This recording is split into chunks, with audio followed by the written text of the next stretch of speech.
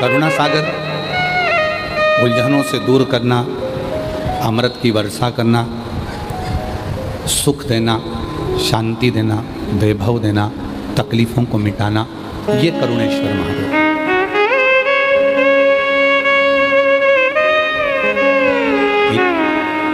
कृपा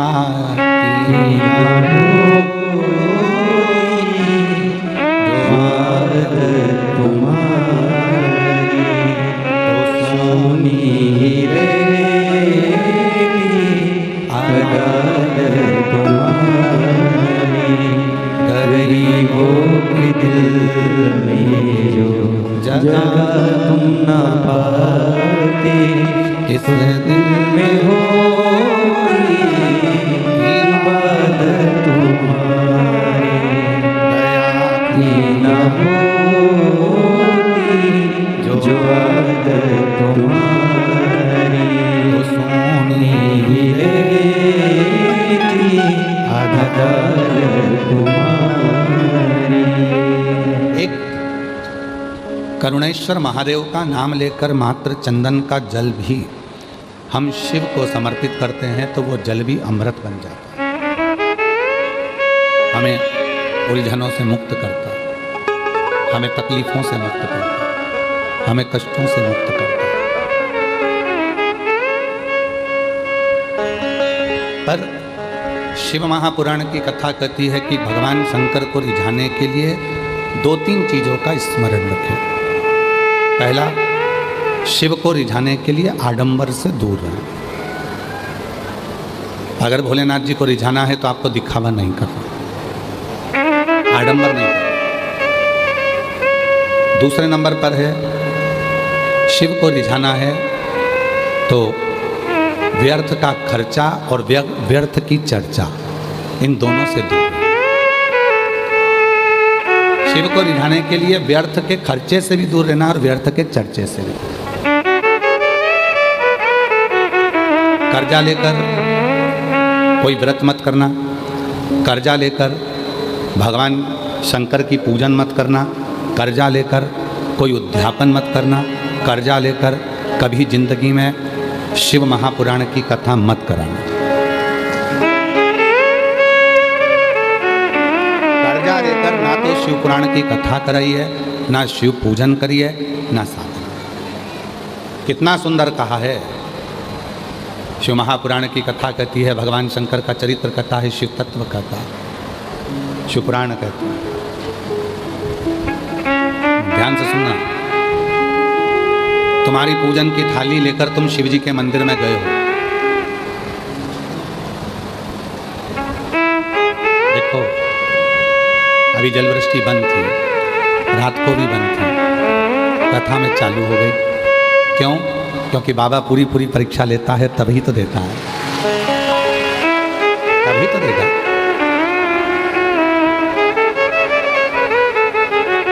जिस पानी के लिए कई प्रदेश तरस रहे हैं, मेरे भोले बाबा ने ऐसी कृपा करी है कि जिस दिन 17 तारीख से कथा चालू हुई है, आज 23 तारीख तक एक दिन भी ऐसा नहीं गया जिस दिन बाबा ने पानी ना बरसा। कथा रोज पानी गिरा प्रतिदिन, और प्रतिदिन बाबा की कथा चली।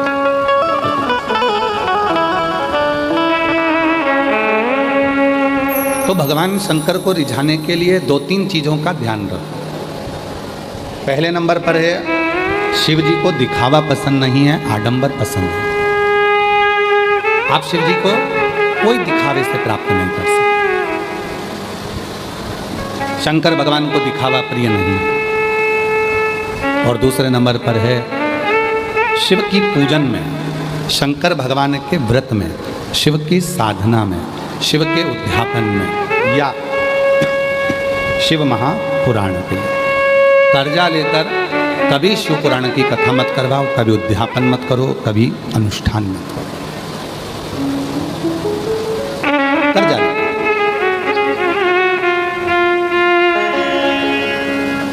जिस दिन मेरा उघड़दानी पंडाल में बैठकर कथा सुनो, जिस दिन मेरे भोले बाबा कृपा कर दें, तुम्हारी झोली इतनी धन से भर दें, तुम्हारी इतनी संपदा दे दें, तो बस उसी दिन सोच लेना कि मुझे कथा कराना। कर्जा कर्जा लेकर नहीं। भैया देना जरा, मेरे को कथा करा रहा हूँ। किसकी कथा करा रहा हूँ? सियोर वाले बाबा की कथा। हो देव जरा भाई, 25 लाख रुपए कर्जे में दे दे, मेरे को कथा कराना है। कौन ने बोला कि कर्जा कर कर कथा करो? और कौन बोलता है कि कर्जा लेकर कथा करो? ना। जिस दिन मेरा डमरू वाला, जिसका नाम कुबेरेश्वर महादेव है, जिस दिन वो तुम्हारी झोली कुबेर के भंडारे से भर दे, उस दिन तुम कथा करो। कर्जा लेकर नहीं, आडंबर कर कर नहीं। कर्जा, व्यर्थ का कर्जा और व्यर्थ की चर्चा, ये दोनों ही शिव को प्रिय नहीं। व्यर्थ की चर्चा भी मत करो, ना व्यर्थ का कर्जा हो ना व्यर्थ की चर्चा।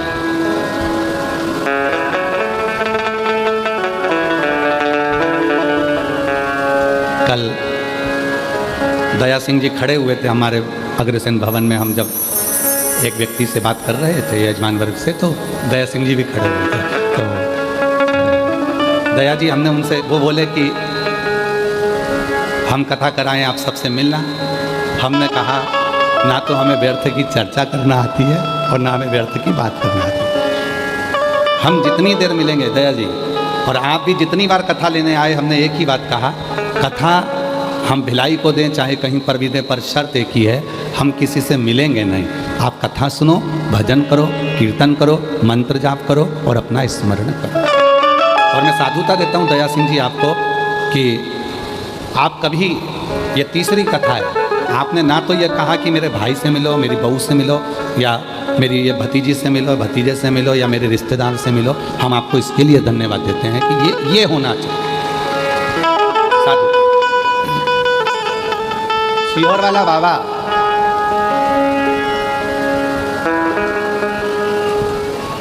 अगर किसी गरीबड़े से नहीं मिल सकता तो सेठ से क्यों मिले? क्यों मिले तो केवल मेरे ओघड़दानी से, मेरे शिव से। हाँ, हम कथा में आते हैं, उस समय पर अगर कोई मिलने के लिए खड़ा है, बैठा है, तो हम जरूर मिलते हैं। हम कथा से जाते हैं, कोई आकर बैठ गया, खड़ा हो गया, तो हम उसको जरूर हाथ जोड़कर उससे जरूर मिलते हैं। ऐसा नहीं कि हम नहीं मिलते, पर अलग अलग मिलने के लिए 2 दिन है, कथा का 5वां दिन और 6ठा दिन। शाम के समय आधा घंटा, वो भी मन हुआ तो, नहीं हुआ तो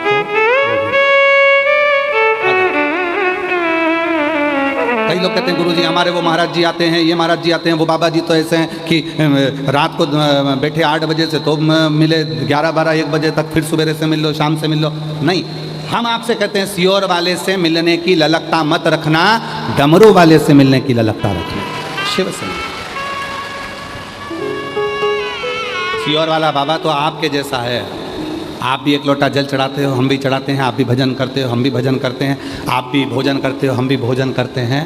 और निवेदन है, जिनको भगवान बनने का शौक हो उनको भगवान बनाओ, हमें इंसान है और हमें इंसान रहने दो, हमें इंसान है, हमें भजन करने दो, अपना स्मरण करने दो, भक्ति करो, स्मरण करो। व्यासपीठ से एक बात कही थी, शरीर में अगर रोग आ जाए, बीमारी आ जाए, तो सबसे पहले अपने नज़दीक के डॉक्टर के पास जाओ। हम डॉक्टर को शिव मानते हैं, शंकर मानते हैं। वो डॉक्टर अगर आपको कह दे कि ये रोग है, ये बीमारी है, इसके लिए दवाई खाना है, आप दवाई खाना प्रारंभ करो और शिव जी को 1 लोटा जल चढ़ाना प्रारंभ करो, तो दवा और दुआ जब दोनों साथ चलेगी तो तुम्हारा रोग जल्दी समाप्त हो जाएगा।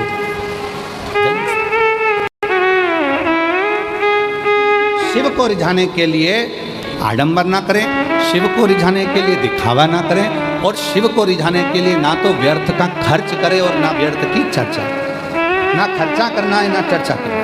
और उठाओ, 30 साल हो गए शिव महापुराण की कथा को बाँचते बाँचते। इन 30 साल के अंदर इस व्यासपीठ से कभी तुमसे कहा हो कि बाजार से ये सामान खरीद के लाना और शिव जी को ये चढ़ाना, तो आज तक इस व्यासपीठ ने कभी नहीं कहा कि इतना रुपया खर्च करना तब तुम शिव की पूजन करना। इस व्यासपीठ ने तो जो भी उपाय बताए वो दुर्वा के, कनेर के फूल के, बेलपत्री के, घर में कोई सामान है काली मिर्च उसका, गेहूं का दाना घर में है तो उसका, चावल का दाना घर में है तो उसका, इस व्यासपीठ ने जितने उपाय बताए। और ये जितने उपाय हैं, जितने उपाय लोग कहते हैं ये उपाय हमें मिलते नहीं हैं। तुम एक शिव पुराण देखते हो, गीता प्रेस गोरखपुर की शिव पुराण पढ़ो, उसके बाद में एक एक पुराणों का अध्ययन करो, उप पुराणों का अध्ययन करो। लिंग पुराण है तो लिंग पुराण भी उप पुराण का अध्ययन करो, शिव पुराण है तो शिव पुराण की उप पुराण का अध्ययन करो, श्रीमद् भागवत पुराण है तो उसकी उप पुराण का अध्ययन करो। सारी पुराणों का अध्ययन करिए, आपको सब कुछ मिलेगा जो इस व्यासपीठ से बताया जाता है। उसका एक एक शब्द आपको पूरी पुराण में मिलेगा कि कहाँ काली मिर्ची, कहाँ अरहर की दाल, कहाँ गेहूं का दाना, कहाँ अनाज, कहाँ अक्षत, कहाँ दुर्वा, कहाँ बेलपत्र, कहाँ शमी पत्र, उसका वर्णन एक एक। बस तरीका, और वो तरीका जरूर हम बताते हैं कि बेलपत्र को किस दिशा में बैठकर चलाना है, दुर्वा को कैसे चढ़ाना है, ये तरीका, और तरीका होना जरूरी है। डॉक्टर के यहाँ जाते हो, डॉक्टर ने सारी दवाइयाँ दे दी और कह दिया सब खा जाना सुबह से, बोलता है डॉक्टर जम के बोलो जरा, नहीं, डॉक्टर क्या बोलेगा, ये दवाई सुबह खाली पेट की है, भोजन के पहले खाना, ये दवाई सुबह उठते समय ले लेना, एसिडिटी की है, ये दवाई दूध से लेना, ये दवाई कुनकुने पानी से लेना, ये दवाई रात को सोने के टाइम की, एक ही लेना है, सुबह मत खा लेना। डॉक्टर ने दवाइयाँ दी, सबका तरीका बताया कि कौन सी दवाई कब और कैसे लेना है। उसी तरह शिव महापुराण भी अपना तरीका बताती है कि बेलपत्र चढ़ाते तो तुम्हारी जिंदगी निकल गई, जल चढ़ाते तो तुम्हारी जिंदगी निकल गई, पर शिव पुराण सुनने वालों ने चढ़ाने का तरीका सीख लिया, और जब चढ़ाने का तरीका सीखा तो शिव जी ने झोली भरना चालू। जल पहले भी चढ़ाते थे, शिव मंदिर पहले भी जाते थे, शिवरात्रि पहले भी करते थे, सावन पहले भी आता था, शिवरात्रि पहले भी आती थी, पर अब सावन के महत्व को तुम जान गए, अब सोमवार के महत्व को तुम जान गए, अब शिवरात्रि के महत्व को तुम जान गए, पूजन का तरीका तुम जान गए कि गेहूं चढ़ाने से संतान की वृद्धि होती है।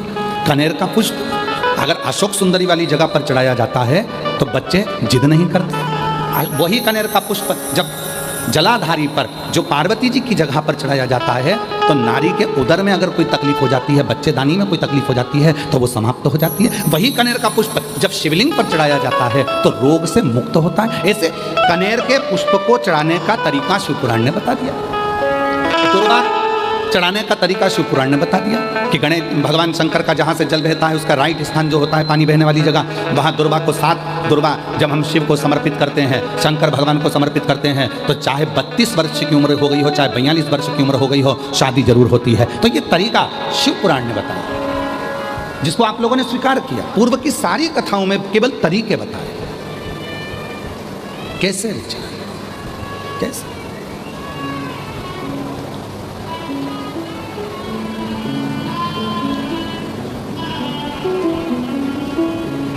बस वही तरीका आप और हमने सीखा, वही तरीका। आज जो ये लाखों की भीड़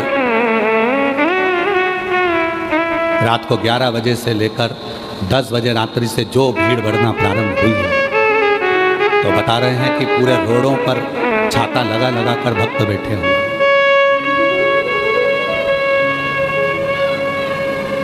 पूरे रोडों पर। और आप में से कई माताएं भाई बहन ऐसे हैं जो भिलाई के होने के बाद भी पहले आकर बैठकर जगह को संभाल रहे हैं। कोई रात को 3 बजे आ गया, कोई 2 बजे आ गया, कोई 11 बजे आ गया, कोई 10 बजे आ गया। रात के 10 बजे से लेकर तुम केवल ये 2.5 घंटे की कथा का इंतजार कर रहे हो। इस व्यासपीठ पर हम केवल 2.5 घंटे के लिए कथा करते हैं, आधा घंटा आशीष करता है, 2.5 घंटे। और सियोर वाला बाबा इस कथा को नहीं बोलता, सियोर वाले बाबा की इतनी सामर्थ्यता नहीं है कि प्रदीप मिश्रा इस कथा को बाँच ले। ये शिव पुराण बाँचने के लिए स्वयं देवाधिदेव महादेव ही व्यासपीठ पर बैठकर कथा का वाचन करते, और कथा करवाने वाला भी कोई दूसरा नहीं होता। अगर बोलबम समिति को दया सिंह जी को भोलेनाथ जी ने आगे रखा है, तो बाबा ने स्वयं शिव के रूप में किसी न किसी रूप में आकर दया सिंह जी पर कृपा कर कर कि भाई ये शिव पुराण तुम्हें सावन के महीने में कराना है, बोलबम समिति को कराना। ये शिव की कृपा से शिव किसी रूप में आकर इनके ऊपर करुणा कर देते हैं और कहते हैं कि ये कथा करा। और कथा सुनने वाले आप नहीं हो। जितने शिव भक्त छाता लगाकर बैठे हैं, जितने शिव भक्त रोडों पर बैठे हैं, कीचड़ में बैठे हैं, पेड़ों पर टंगे हुए हैं, वृक्षों के ऊपर बैठे हुए हैं, कोई कहीं कहीं बैठे हुए हैं, पंडाल में बैठे हैं, चैनल के माध्यम से आस्था चैनल पर कथा सुन रहे हैं, फेसबुक यूट्यूब पर कथा सुन रहे हैं, जितने भी कथा सुन रहे हैं, कथा आप नहीं सुन रहे। आपका कोई पुराना रिश्ता मेरे भोलेनाथ जी से है, जो भोले बाबा आपको बुलाकर कथा श्रवण करा रहे हैं।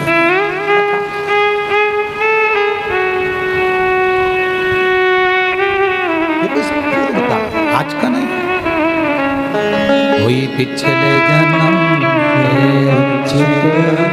मुझे बाबा तेरा साथ मिला, कोई पिछले जन्म अच्छे कर्म मुझे बाबा तेरा साथ मिला।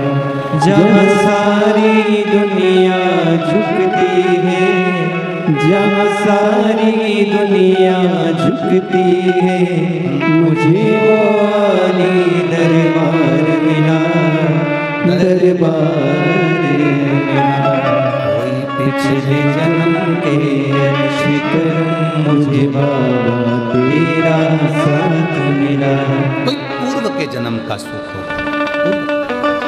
एक कथा कह दें, अगर आप लोग श्रवण करेंगे और अपने जीवन में उतारे तो एक बड़ी सुंदर कथा। लोग कहते हैं सीहोर वाला बाबा या ये बाबा या वो बाबा। बाबा नहीं, ये व्यासपीठ करते हैं, शिव करता है, इंसान नहीं। एक गांव में एक सेठ जी रहते थे, पन्नालाल सेठ। क्या नाम था? जम के बोलो। पन्नालाल सेठ। निकलते थे तो लोग उनको नमस्कार करते थे, प्रणाम करते थे। पन्नालाल सेठ जी प्रणाम, नमस्कार, नमन, नमस्ते, पूछते करते। कोई सलाम करता, कोई नमन करता, कोई नमस्कार करता, कोई प्रणाम करता। पन्नालाल सेठ मुंडी हिला देते, नीचे मुख कर कर बोलते मैं बोल दूंगा। फिर कोई मिला तो पन्नालाल सेठ से कहा प्रणाम, नमस्कार, सलाम। पन्नालाल सेठ बोलते धीरे से मैं बोल दूंगा। फिर किसी ने प्रणाम करा तो उन्होंने फिर कहा मैं बोल दूंगा। फिर किसी ने प्रणाम करा तो फिर कह दिया मैं बोल दूंगा, घर जाकर मैं बोल दूंगा। मुनीम एक दिन साथ चल रहा था और मुनीम ने कहा सेठ जी एक बात समझ में नहीं आती, कोई तुमको सलाम करता है, प्रणाम करता है, नमस्कार करता है और तुम सिर झुकाकर मुस्कुराकर धीरे से बोल देते हो मैं घर जाकर बोल दूंगा। तुम घर पर किसको बोलोगे? सेठ जी ने कहा चल मैं बताता हूँ मैं किसको बोलूँ। सेठ जी पन्नालाल जी गए, तिजोरी खोली और लक्ष्मी जी से कहा आज मैं रास्ते में से जा रहा था तो वो सलाम कह रहा था, वो प्रणाम कह रहा था, वो नमस्कार कह रहा था। मुनीम ने पूछा तुम घर पर आकर लक्ष्मी जी से पैसे से कहते हो कि वो तुम्हें प्रणाम कर रहा था? हाँ। मुनीम ने पूछा ये क्यों?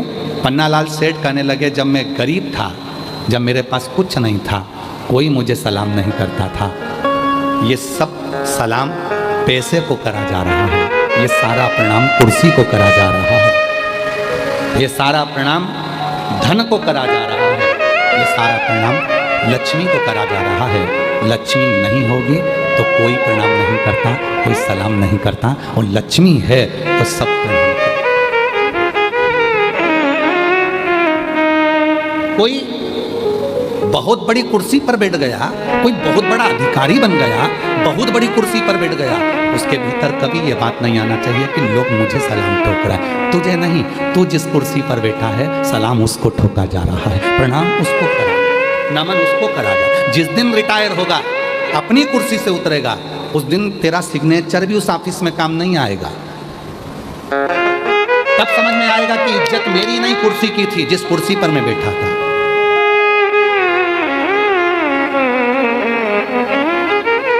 कुर्सी की इज्जत नहीं है, इज्जत तुम्हारी नहीं, इज्जत उस कुर्सी की है जिस कुर्सी पर तुम बैठे, जिस कुर्सी पर तुम्हें बिठाया। पन्नालाल सेठ कहते हैं मुनीम से जब मेरे पास धन नहीं था तो लोग मुझे पन्नू पन्नू कहते थे, है पन्नू इधर आ, है पन्नू उधर आ। और जैसे ही मेरे पास धन बढ़ा तो लोग सलाम भी ठोकते हैं, प्रणाम भी करते हैं, नमस्कार भी करते हैं। ये प्रणाम इसीलिए पन्नालाल सेठ कहते हैं धीरे से सिर झुकाकर मैं घर जाके बोल दूंगा, मैं घर जाकर बोल दूंगा। मेरी जीजियों, बस ये स्वभाव तुम्हारे अंदर जिस दिन आ जाएगा, समझ लेना कि दुनिया के सबसे बड़े संत, साधु, सन्यासी, तपस्वी और एक श्रेष्ठ व्यक्ति आप बन गए कि लोग हमें नहीं, हमारे वैभव को, हमारी कुर्सी को, हमारे पद को, हमारी प्रतिष्ठा को, हमारे धन को, हमारी दौलत को नमन करते हैं।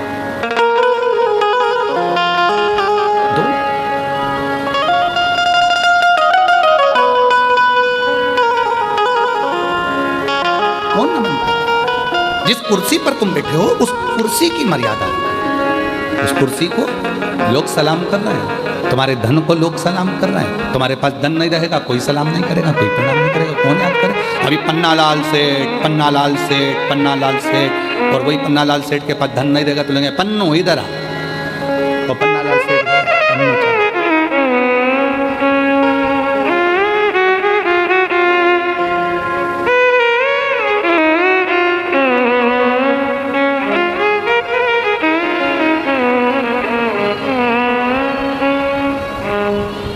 कभी कभी इस कथा को कहते कहते हमको एक गाने की एक लाइन याद आ जाती है, मत कर इतना गुरूर,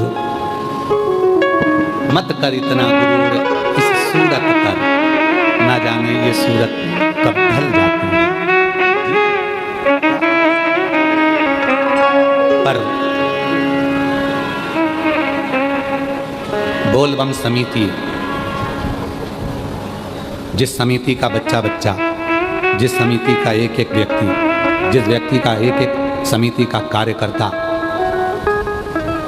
आए हुए भक्तों को अपना घर समझता है, आए हुए भक्तों को अपना परिवार समझता है और सेवा में।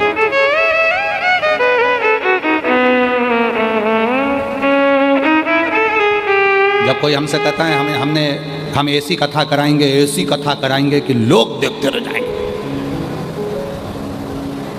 दया सिंह जी साधु था, आपके मुख से कभी ऐसी बात नहीं निकली, कभी भी जिंदगी। ये तीसरी कथा चल रही, पर आपने कभी नहीं कहा कि हम ऐसी कथा करें, कभी नहीं कहा आपने। हम साधुता देते हैं इस चीज़ के लिए, और ये होना चाहिए। आप एक हमारे महाराष्ट्र के एक भगत हैं, वो एक हमारे हरियाणा वाले बिहार अपने तारा बाबा की कुटिया वाले कांडा जी, वो भी कभी नहीं बोलते।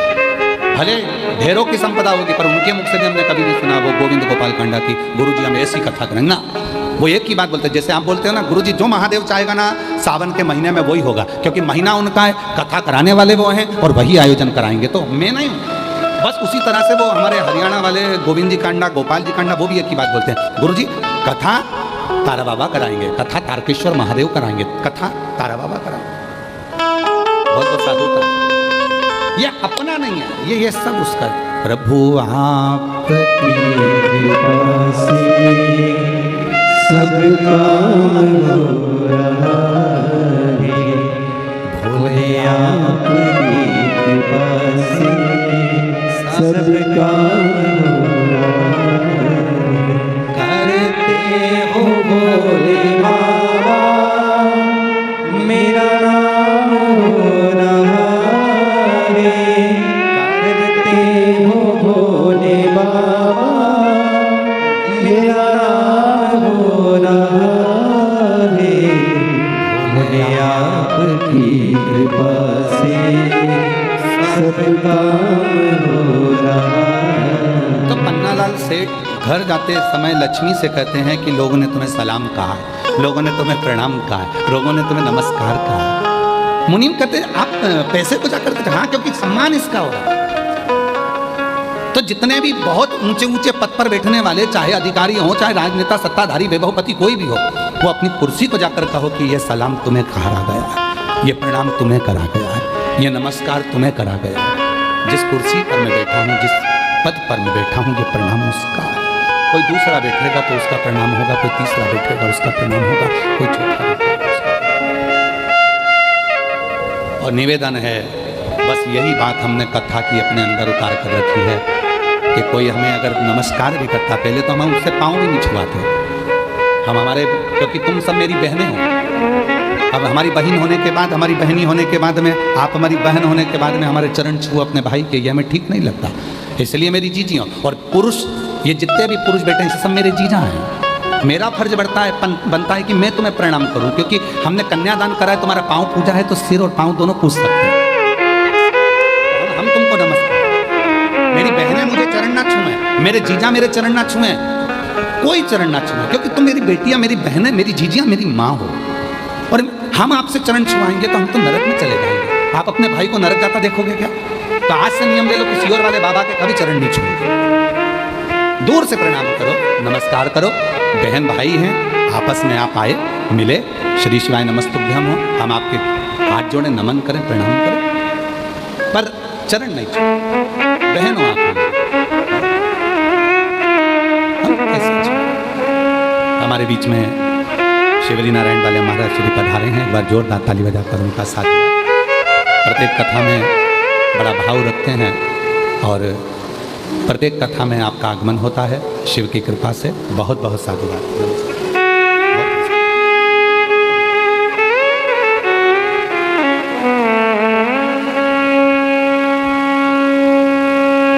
प्रणाम करो मेरे शिव को, प्रणाम करो मेरे भोलेनाथ को, और प्रणाम करो अपने घर के बुजुर्गों को, प्रणाम करो अपने पति को, प्रणाम करो अपने घर के वृद्धों को।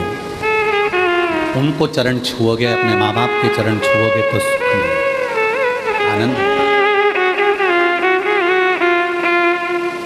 जिस प्रदोष की कावड़ पूरा सीहोर, मध्य प्रदेश सीहोर में लोग जिस कावड़ का दर्शन करने के लिए आते हैं, मात्र कावड़ के वो 2 लोटों का दर्शन करने के लिए, उस छड़ी का दर्शन करने के लिए लोग कावड़ भरने के लिए कुबेरेश्वर धाम पहुंचते हैं। अभी 25 आज 23 से कल का दिन बीच में, परसों लोग कावड़ भरने सुबह 9 बजे माँ सीवन के तट से कुबेरेश्वर धाम तक आएंगे, केवल उस कलश का दर्शन करने के लिए और जल भरने के लिए, क्योंकप्रदोष की कावड़ सीहोर की जो भराती है उसको कामना कावड़ कहा जाता है। भगवान उसकी कामना को पूर्ण करते हैं। इसलिए प्रदोष का दिन था, कावड़ का जल भरने के लिए मैं दानव आ गया, और मैं दानव ने जैसे ही कुएं के अंदर से जल निकाल रहा था, मैं दानव के मस्तक का पसीना उस मेंढक पर पड़ गया। मेंढक पर पड़ते से ही उस कन्या ने अवतार ले लिया। कन्या ने अवतार लिया, वो रोने लगी, तो मैं दानव के कोई बच्चे नहीं थे, उसने उस कन्या को निकाल लिया, अपनी बेटी के रूप में रखा, और उसका नाम मंदोदरी हो गया, जिसका विवाह लंकापति रावण से हुआ। उसका नाम मंदोदरी हो गया। वो मंदोदरी, मैं दानव की पुत्री उस मंदोदरी, आप देखो पूरे चरित्र को उठाकर देखिएगा, पूरी रामचरितमानस को उठाकर देखिएगा, पूरी रामचरितमानस को उठाकर देखिए। मंदोदरी हमेशा अपने पति को समझाती रही, हमेशा हमेशा अपने पति को ज्ञान देती रही, लंकापति रावण को समझाती रही, मंदोदरी उपदेश देती रही, समझाती रही।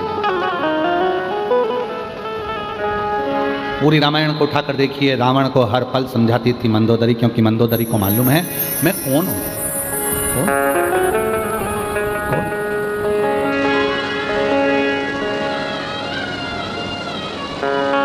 मैं दानव ने मंदोदरी से विवाह कर लिया। मैं दानव ने मंदोदरी का विवाह लंकापति रावण से कर दिया। रावण से कहते हैं जितना रावण शिव की साधना करता था, जितना रावण शंकर की आराधना करता था, जितना रावण शिव की साधना में डूबा रहता था, उससे 4 गुना ज्यादा शिव की साधना में मंदोदरी डूबी रहती थी।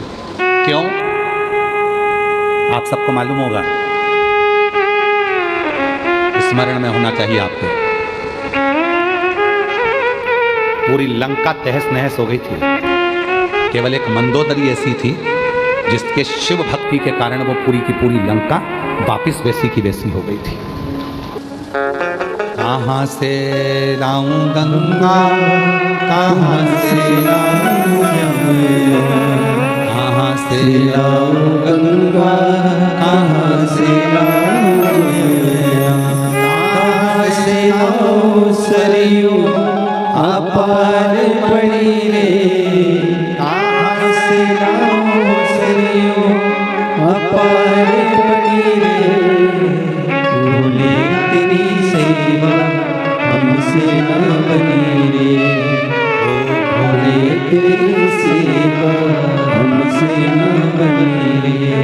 कहाँ से लाऊं, कहाँ से लाऊं मेरा लाऊं लड्डू, कहाँ से लाऊं पेड़ा, कहाँ से लाऊं बर्फी वो शक्कर जड़ी रे, कहाँ से लाऊं बर्फी वो शक्कर जड़ी रे, बोले तेरी सेवा हमसे ना बनी रे, बोले तेरी सेवा हमसे ना बनी।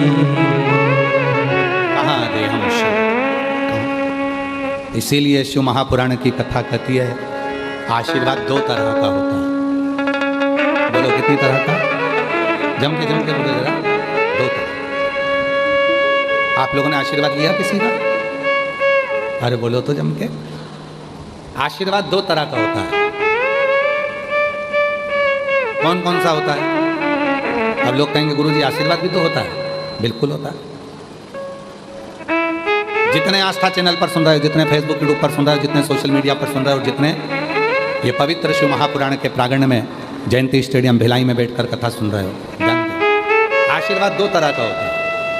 एक आशीर्वाद चरण छूकर लिया जाता है। क्या छूकर लिया जाता है?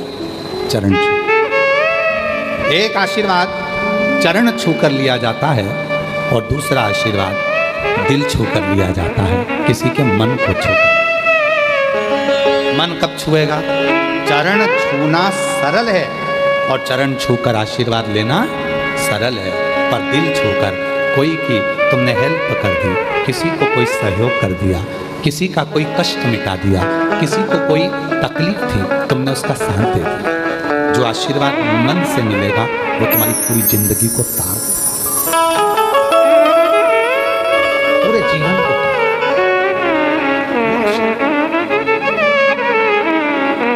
छुओ, कभी अपने हृदय को छुओ।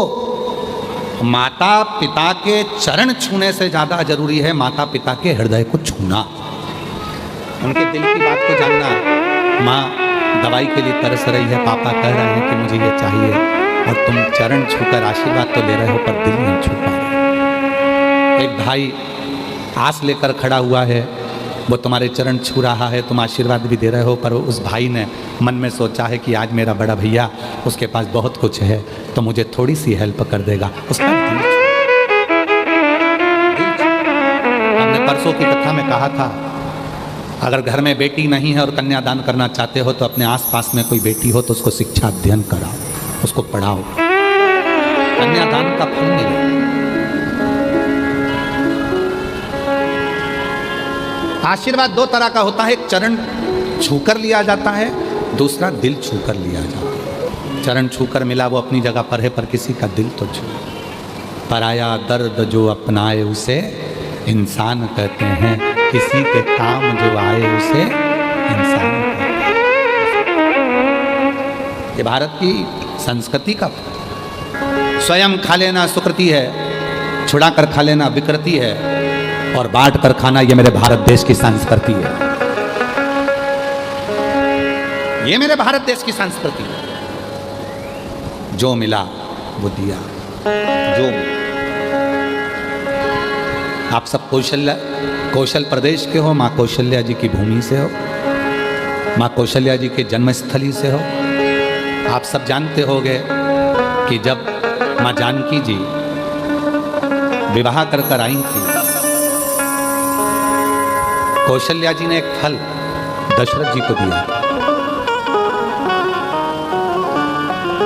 दशरथ जी ने वो फल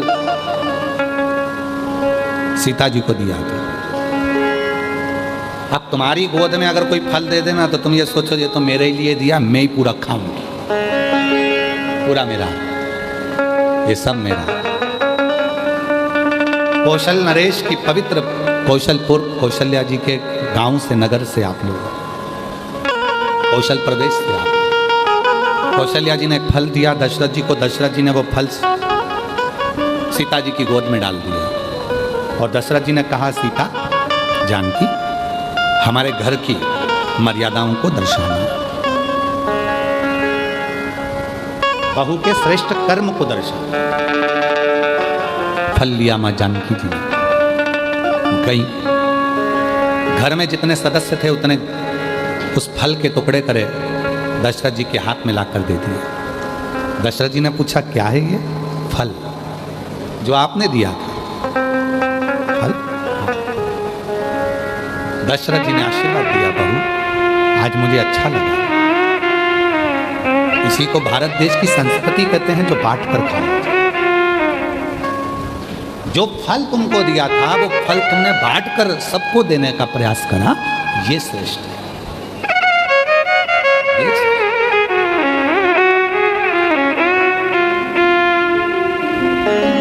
अब कहां रहे, कहां संस्कृति रह गई?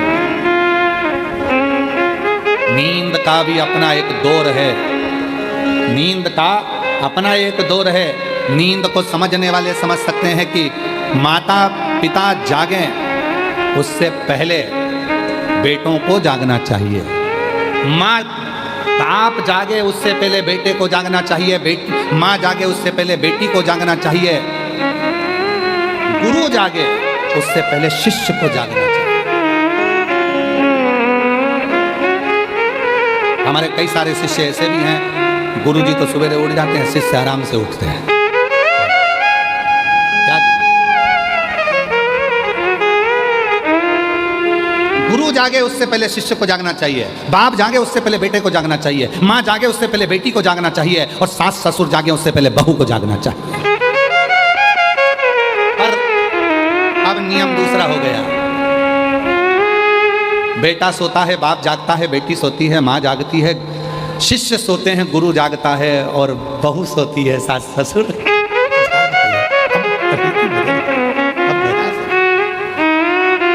पर निवेदन है, ठीक है आप कब जाग रहे हो उससे मतलब नहीं, पर अपने भीतर से रोज जागो। अपने काम, आसक्ति, तृष्णा, लोभ, वासना, इनसे थोड़ा जागो, थोड़ा। और नहीं चाहिए दिल दुखाना किसी का, नहीं चाहिए दिल दुखाना किसी का।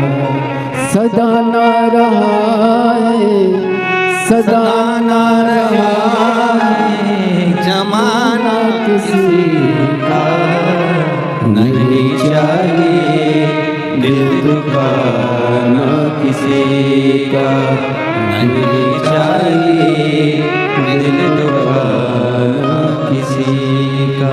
सदा ना रहा है, सदा ना रहेगा जमाना किसी का, नहीं चाहिए दिल दुखाना किसी का, नहीं चाहिए दिल दुखाना किसी। अच्छी कुर्सी मिले उसका सदुपयोग करो, अच्छा पद मिले उसका सदुपयोग करो, अच्छी प्रतिष्ठा मिले उसका सदुपयोग करो, अच्छा वैभव मिले उसका सदुपयोग करो, अच्छा धन मिले उसका सदुपयोग करो।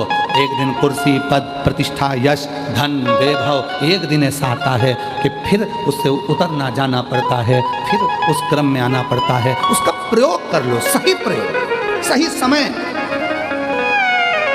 अभी अपने सिग्नेचर से काम हो रहा है तो सिग्नेचर का सदुपयोग करो, किसी गरीबड़े का, किसी अनाथ का, किसी को शिक्षा की, किसी को चिकित्सा की जरूरत है, किसी को आपके एक सिग्नेचर की जरूरत है जिससे उसकी जिंदगी बच सकती है। प्रयोग करो, एक समय ऐसा आएगा वो सिग्नेचर तुम्हारे ऑफिस में तुम्हारा ही नहीं चल पाएगा। सदुपयोग करो उसका। एक समय ऐसा आएगा कि तुम्हारे घर में तुम्हारा ही पैसा तुम खुद खर्च नहीं कर पाओगे, हॉस्पिटल में पड़े होगे और दूसरे निर्णय ले रहे होंगे इनको वेंटिलेटर पर कितने दिन रखना है, रखें कि नहीं रखें। ज़्यादा वेंटिलेटर पर रखेंगे तो ज़्यादा हॉस्पिटल का खर्चा बढ़ जाएगा, जिसने कमाया उसी का पैसा उसमें नहीं लगा पाओगे, वो खुद नहीं लगा पाएगा।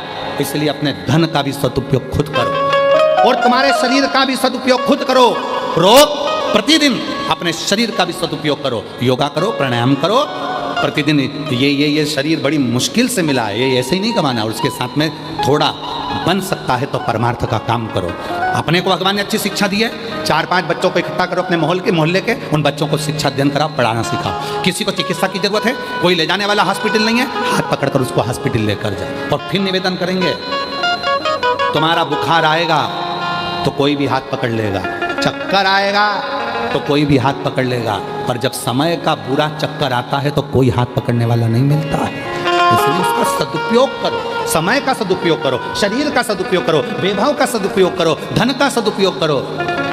पर कई लोग तो ऐसे हैं कि अपने भूमि का भी सदुपयोग नहीं कर पाते। कई लोग कथा सुनने वाले अगर किसी की दुकान के सामने जाकर बैठ जाएं, किसी के होटले पर जाकर बैठ जाएं, कोई कथा सुनने वाला किसी के होटले पर जाकर बैठ जाए तो लोग नाराज हो जाते हैं, मेरे होटले पर बैठा है, दूसरे दिन वो लाएगा पानी डाल देगा, यहाँ कोई बैठेगा ही नहीं। होटले पर नहीं बैठने देते, तो विचार करिएगा, जो होटले पर बैठने नहीं दिए हैं वही एक दिन मर के भूत प्रेत बन जाते हैं और उनका फिर होटला बन जाता है। महाराज जी कहते थे इनका होटला बना तो बड़े प्रेत है, जीवात्माएं घूम रही है, क्योंकि किसी को बैठने नहीं दी, कभी किसी को पानी नहीं दिया, कभी किसी को भोजन नहीं दिया, उसका होटला बन गया। तुम जाना रोड के किनारे पे बहुत सारे होटले बने दिखेंगे जिसपे होटलों पर लोग धूप बत्ती लगा रहे होंगे, होटले। इन्होंने कभी जिंदगी में किसी को बैठने नहीं दिया तो इनका होटला बन गया। सदुपयोग करो अपने शरीर का। आपको शिक्षा है आपके पास में, पढ़ाओ। जरूरी नहीं कि आप टीचर होगे तो पढ़ाओगे, आप में टैलेंट है। पृथ्वी पर जन्म लेने वाला एक एक बच्चा, कई बच्चे कहते थे, कई माँ बाप कहते थे मेरे बच्चे में तो अकल नहीं है, कई कहते थे मेरे इसमें अकल नहीं है। कौन ने कहा अकल नहीं है? ये पृथ्वी किसकी है? ब्रह्मलोक ब्रह्मा जी का, बैकुंठ लोक भगवान विष्णु का। पृथ्वी किसकी है? मृत्यु लोक किसका है? जम के बोलो, देव अधिदेव महादेव का। ब्रह्मलोक ब्रह्मा जी का, बैकुंठ लोक भगवान विष्णु का, मृत्यु लोक मेरे शंकर भगवान का है, और ये मृत्यु लोक भगवान शिव का घर है। अब हम आपसे पूछते हैं, उत्तर दीजिएगा, आप में से कितने लोग हैं जो पूरे घर का कचरा अपने कमरे में रखते हैं? उत्तर दो। है कोई? पूरे घर का कचरा जो अपने कमरे में रखता है, पूरे घर का टाला कबाड़ा जो अपने घर में कमरे में रखता है। कमरे में तुम अच्छी क्वालिटी चीज़ रखते हो, अच्छी सीनरी, अच्छा गुलदस्ता, अच्छा बेडरूम, अच्छी बेडशीट, अच्छा सामान, अच्छा पंखा, सब तुम अपने कमरे में रखते हो। तो ये पूरा जो कमरा है, ये पूरी पृथ्वी है, ये मेरे भोलेनाथ का घर है। जब शंकर जी का घर है तो शंकर जी कचरे को अपने यहाँ रखेंगे क्या? पृथ्वी पर जो भी जन्म लेता है सब टैलेंटवान होते हैं, क्योंकि शिव के घर में रहता है। बस अपने भीतर के उस टैलेंट को निखारो। जो लड़का कहता है, लड़कियां कहती है हम कभी नीट क्लियर कर सकते हैं, हम सीए बन सकते, क्यों नहीं? किसने कहा नहीं बन सकते? हमसे लोग कहते हैं कि तुम्हारी बुद्धि नहीं है। अरे बहुत है, जितनी है उतनी कम नहीं है। पढ़ो, रात दिन करो, खूब पढ़ाई करो, खूब पढ़ाई करो, कौन मना कर? मिलेगा। और नहीं चाहिए किसी का, सदा ना रहे, सदा रहे, जमाना किसी का नहीं चाहिए, दिल दुखाना किसी का नहीं चाहिए, दिल दुखाना किसी। अपने भीतर से टैलेंट लेकर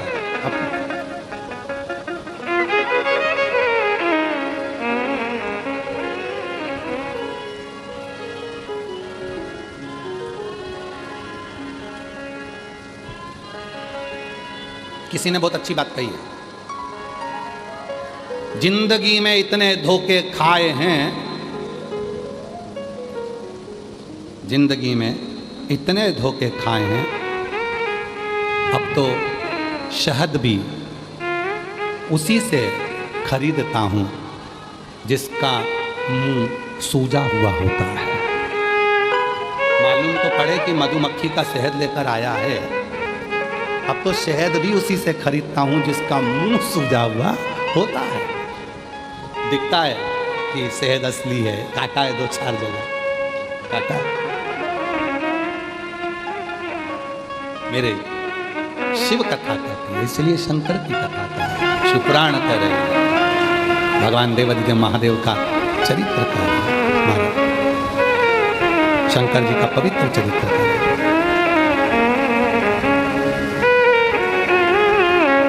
शिव की साधना करे, शिव की साधना।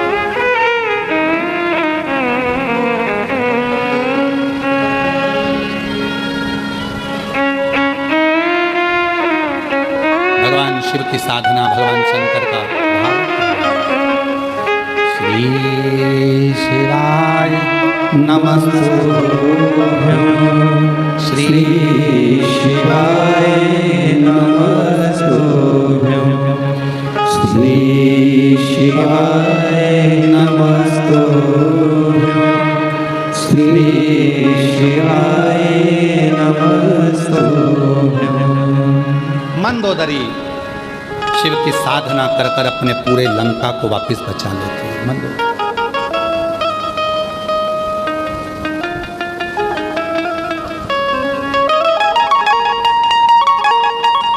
शिव साधना से एक स्त्री, एक नारी, एक बेटी, एक बहन, एक माँ अपने पूरे घर को बचाकर,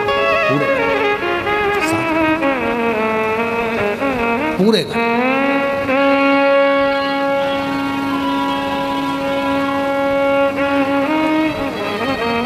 कई जेंट्स लोग कह देते हैं हम दिन भर दुकान पर बैठे रहते हैं, दिन भर काम करते हैं, ऑफिस में रहते हैं, दिन भर नौकरी करते हैं, घर पर आते हैं पत्नी पर चिड़चिड़ करते हैं।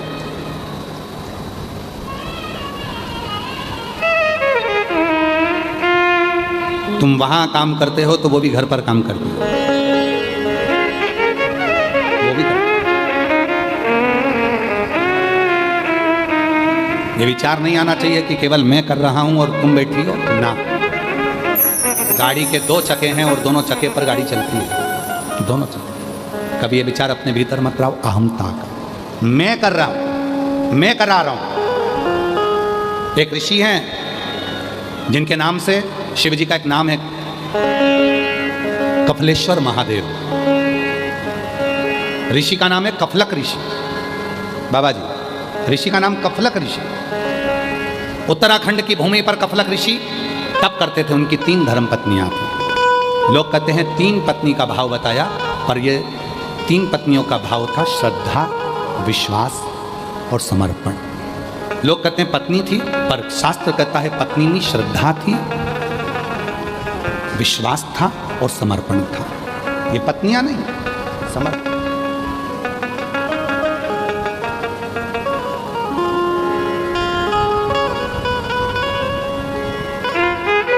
ये समर्पण है।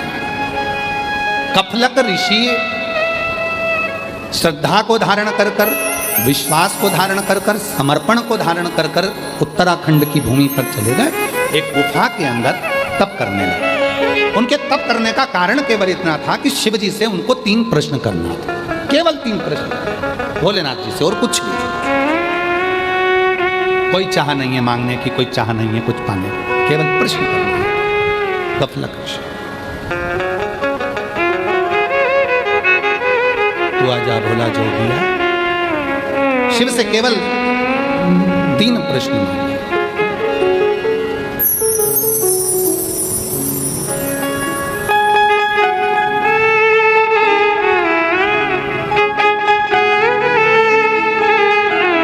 शिव को पुकारने के लिए, शंकर को पाने के लिए शिव जी से केवल 3 प्रश्न, केवल 3। तू आजा भोला जोगिया, तू कर मेहरबानिया। तू आजा भोले जोगिया, तू कर मेहरबानिया। खड़े हाथ जोड़ भोले जी तेरे नाम में, खड़े हाथ जोड़ के भोले जी तेरे नाम में। तू आजा भोले जोगिया, तू कर मेहरबानिया। तू आजा भोले जोगिया, तू कर मेहरबानिया।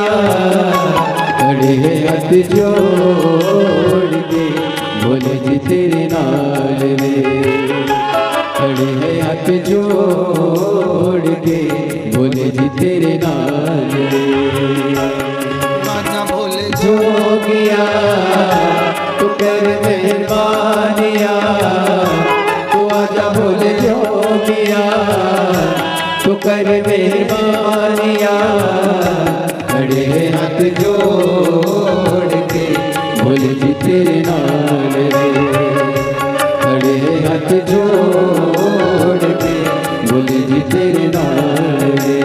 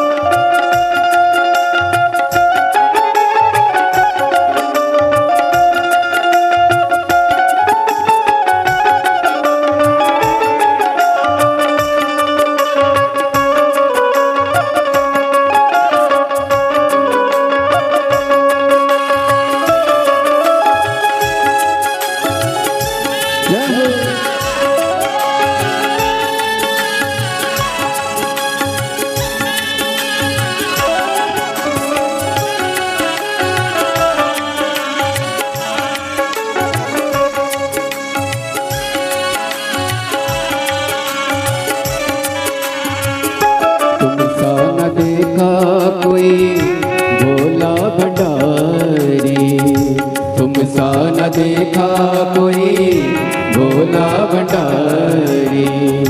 भोला भंडारी नहीं तुलना तुम्हारी, भोला भंडारी नहीं तुलना तुम्हारी। भक्तों ने ये विचार के कहा ये पुकार के, भक्तों ने ये विचार के कहा ये पुकार के, खड़े हैं हाथ जोड़ के बोले जी तेरे नाल वे, खड़े हैं हाथ जोड़ के बोले जी तेरे नाल वे। तो आजा बोले जो किया तो कर मेहरबानिया, तो आजा बोले जो किया तो कर मेहरबानिया। खड़े हाथ जोड़ के बोले जी तेरे नाल रे, खड़े हैं हाथ जोड़ के बोले जी तेरे नाल रे।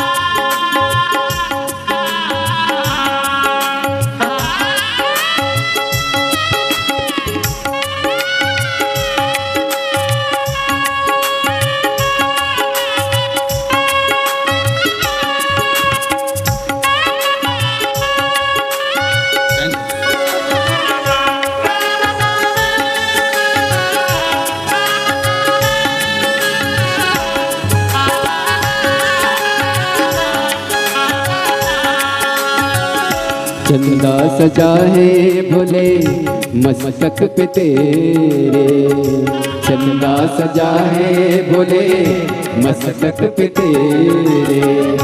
दुखड़े मिठाई भोले नाम से तेरे, दुखड़े मिठाई भोले नाम से तेरे। दीवाने भोलेनाथ के कुबेश्वर धाम के, दीवाने भोलेनाथ के कुबेश्वर धाम के। खड़े हैं हाथ जोड़ के बोले जी तेरे नाल वे, खड़े हैं हाथ जोड़ के बोले जी तेरे नाल वे। तो आजा बोले जो किया तो कर मेहरबानिया, तो आजा बोले जो किया तो कर मेहरबानिया। खड़े हैं हाथ जोड़ के बोले जी तेरे नाल वे, खड़े हैं हाथ जोड़ के बोले जी तेरे नाल वे, खड़े हैं हाथ जोड़ के बोले जी तेरे नाल वे।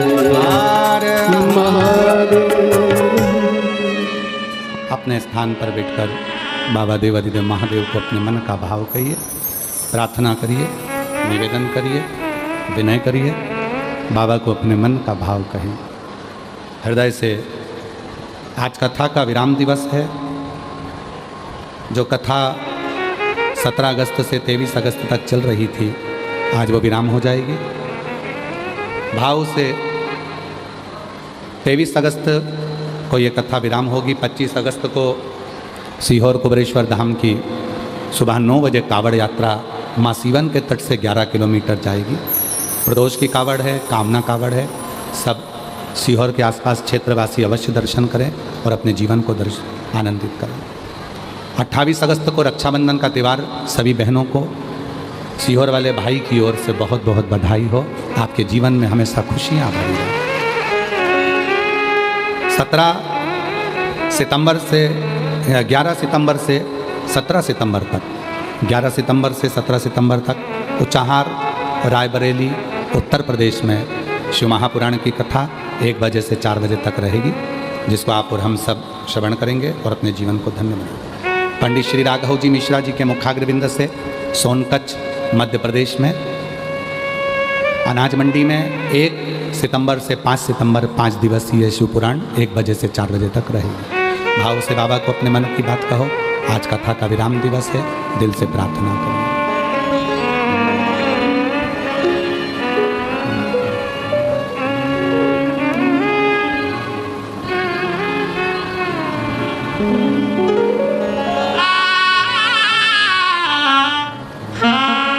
श्री शिवाय नमस्तु, श्री शिवाय नमस्तु,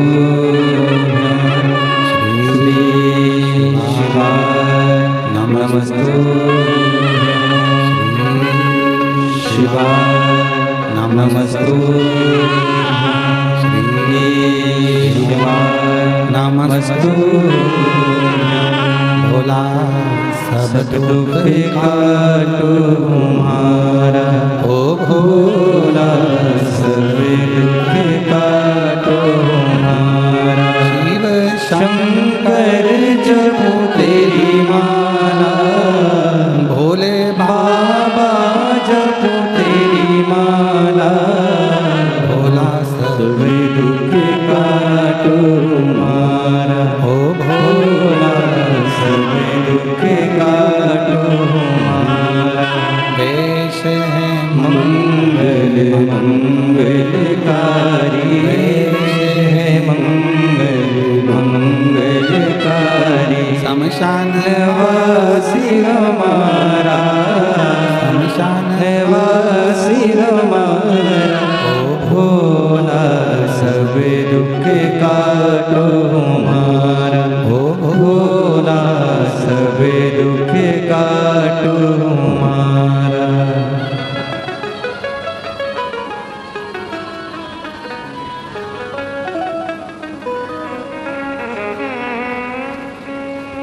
बाबा विश्वनाथ, ओगरदानी, त्रिकालदर्शी, कैलाशी, अविनाशी भगवान शंकर की पवित्र कथा कर रही है। शिव महापुराण की कथा वर्णन कर रही है। देवाधिदेव महादेव का पवित्र चरित्र कह रहा है, शिव पुराण कह रही है।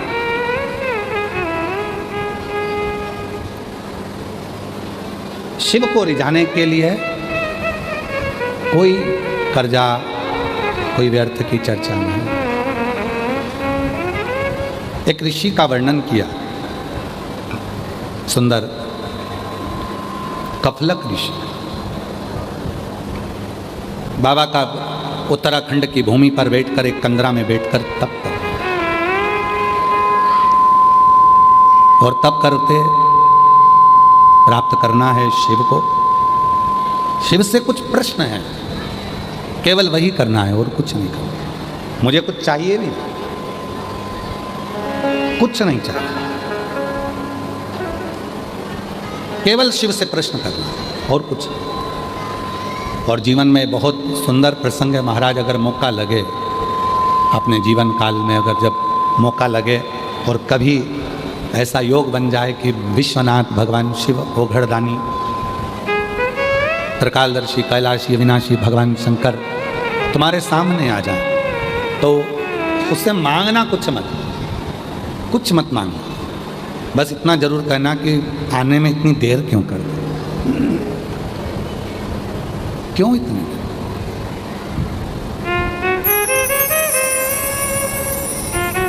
क्यों इतनी देर? अरे मांगा है भोलेनाथ से वरदान एक ही, मांगा है भोलेनाथ से वरदान एक ही, तेरी कृपा बनी रहे जब तक है जिंदगी, तेरी कृपा बनी रहे जब तक है जिंदगी, मांगा है भोलेनाथ से वरदान एक ही, मांगा है भोलेनाथ से वरदान एक ही। उससे यही मांगना कि हमको कुछ चाहिए नहीं, पर इतना जरूर बताओ कि तुमने आने में देरी क्यों कर दी। आप आए नहीं और सुबह हो गई, मेरी पूजा की थाली धरी की धरी रह गई। क्यों नहीं आए? कारण क्या है? किस लिए नहीं आए? एक पत्र है, अच्छा है,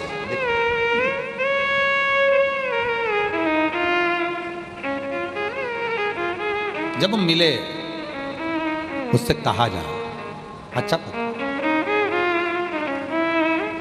मेरा नाम बबीता साहू है, कहीं बैठी हो तो हाथ हिला सकती हैं। ग्राम केरा, जिला जांजगीर चांपा, छत्तीसगढ़ की रहने वाली है। कहीं बैठी हो तो हाथ हिला सकती हैं। मेरा नाम बबीता साहू है, ग्राम केरा, जिला जांजगीर चांपा, छत्तीसगढ़ की रहने वाली है। गुरुजी, एक लोटे जल और पशुपति व्रत की महिमा का मैं क्या वर्णन करूं। मेरा पति 15 साल से शराब पी रहे थे। गुरुजी, हम लोग बहुत परेशान रहते थे। तब मेरी सहेली ने आपकी कथा और पशुपति व्रत के बारे में बताया। हमारे बीच में छत्तीसगढ़ शासन के माननीय यशस्वी मुख्यमंत्री जी सपत्नी आए हैं। एक बार जोरदार ताली बजाकर उनके लिए साथी का। साथ में महाराज जी श्री राजीव लोचन महाराज जी भी आए हैं। साथ में शिवरी नारायण वाले महाराज जी भी आए हैं।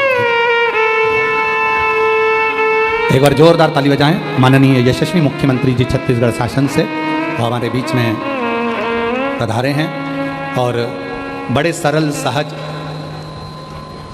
माननीय प्रधानमंत्री जी श्री नरेंद्र भाई मोदी जी के साथ में गृह मंत्री श्री अमित शाह जी के साथ में कदम से कदम मिलाकर छत्तीसगढ़ की कमान को पूर्ण रूप से संभाले हुए। एक बार जोरदार ताली बजाकर साथ होता है।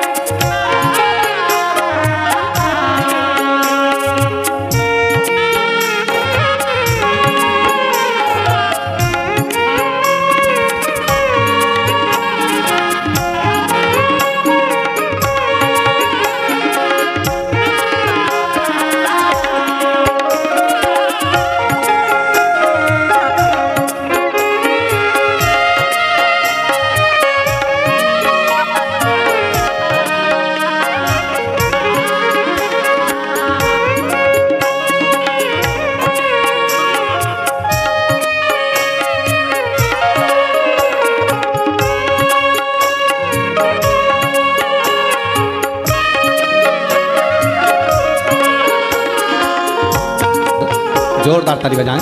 छत्तीसगढ़ शासन के माननीय यशस्वी मुख्यमंत्री जी हमारे बीच में श्री विष्णुदेव सहाय जी पधारे हैं और आज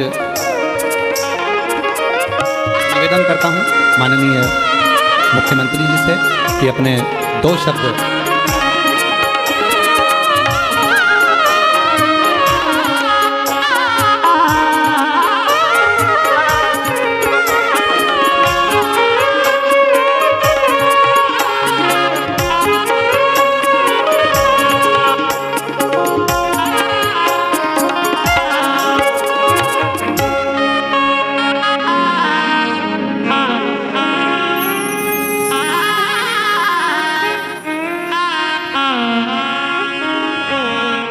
बोलिए भगवान भोलेनाथ की, भगवान भोलेनाथ की, माता पार्वती की, माता पार्वती की। हर हर महादेव, हर हर महादेव। बड़ा सौभाग्य का विषय है कि माता कौशल्या की जन्मभूमि, प्रभु श्री राम का ननिहाल छत्तीसगढ़ और ये इस्पात नगरी भिलाई की पावन भूमि में आयोजित शिव महापुराण कथा की अविरल धारा विगत 7 दिनों से यहाँ प्रवाहित हो रही है। मैं सबसे पहले व्यासपीठ को नमन करता हूँ और व्यासपीठ पर विराजमान सुप्रसिद्ध कथावाचक पंडित श्री प्रदीप मिश्रा जी, उनके चरणों में भी नमन करता हूँ। आज बड़ा सौभाग्य का विषय है कि आज शिव महापुराण कथा का ये समापन बेला है और अंत में आप सब लोगों का फिर से अभिनंदन स्वागत करते हुए, व्यासपीठ को नमन करते हुए, बाबा भोलेनाथ का आशीर्वाद हमेशा छत्तीसगढ़ के ऊपर में बना रहे, छत्तीसगढ़ में खुशहाली हो। मैं पूज्य कथावाचक श्री प्रदीप मिश्रा जी के चरणों में फिर से नमन करते हुए और इस भव्य आयोजन के लिए फिर से एक बार दया सिंह और उनकी पूरी टीम को भिलाई वासियों का बहुत बहुत धन्यवाद करते हुए अपनी बात समाप्त करता हूँ। बोलिए बाबा भोलेनाथ की, माता पार्वती की, हर हर महादेव। धन्यवाद, बहुत बहुत साधुवाद। माननीय छत्तीसगढ़ शासन के मुख्यमंत्री जी श्री विष्णुदेव सहाय जी, जिन्होंने सुंदर उद्बोधन में छत्तीसगढ़ शासन के कार्य का भी जनमानस को वर्णन किया, कहाँ कहाँ कैसे शिवलिंग विराजमान है उनका वर्णन किया, कहाँ मेरी माँ जगतजननी शक्ति के रूप में विराजमान है उनका वर्णन किया, और जो तीर्थ यात्रा जाती है मुख्यमंत्री तीर्थ यात्रा योजना के अंतर्गत उसका वर्णन किया। साथ में मैं पुनः छत्तीसगढ़ शासन के माननीय यशस्वी मुख्यमंत्री जी को साधुता दूं कि आज जो छत्तीसगढ़ में जो ऊर्जा दिख रही है और छत्तीसगढ़ जो उन्नति की ओर बढ़ता हुआ नजर आ रहा है, विकास की ओर, उसमें आपकी बहुत सुंदर भागीदारी है। एक बार जोरदार ताली बजाकर उनको साधुता, सुंदर साधुता। ऐसा ही छत्तीसगढ़ हमारा विकसित हो, विकास करे, आगे बढ़े और छत्तीसगढ़ में शिक्षा, चिकित्सा, ये सब जनमानस के अंतर्गत अच्छे से प्राप्त हो, यही कामना करते। हर हर। और तेरी कृपा बिना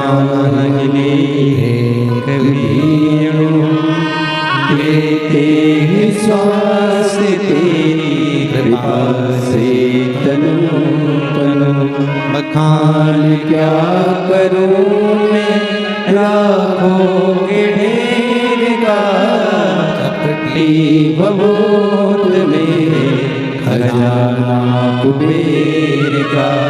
तो उत्तराखंड की भूमि पर, उत्तराखंड की कंदराओं में कफलक ऋषि तप कर रहे हैं, साधना कर रहे हैं। और उत्तराखंड की भूमि पर जब कफलक ऋषि तप कर रहे थे, केवल शिव की भक्ति, शिव की साधना करने का कारण केवल इतना था कि 3 प्रश्न थे, उन 3 प्रश्नों का उत्तर चाहिए। केवल कुछ प्रश्न हैं जिनका उत्तर चाहिए। 3 प्रश्न।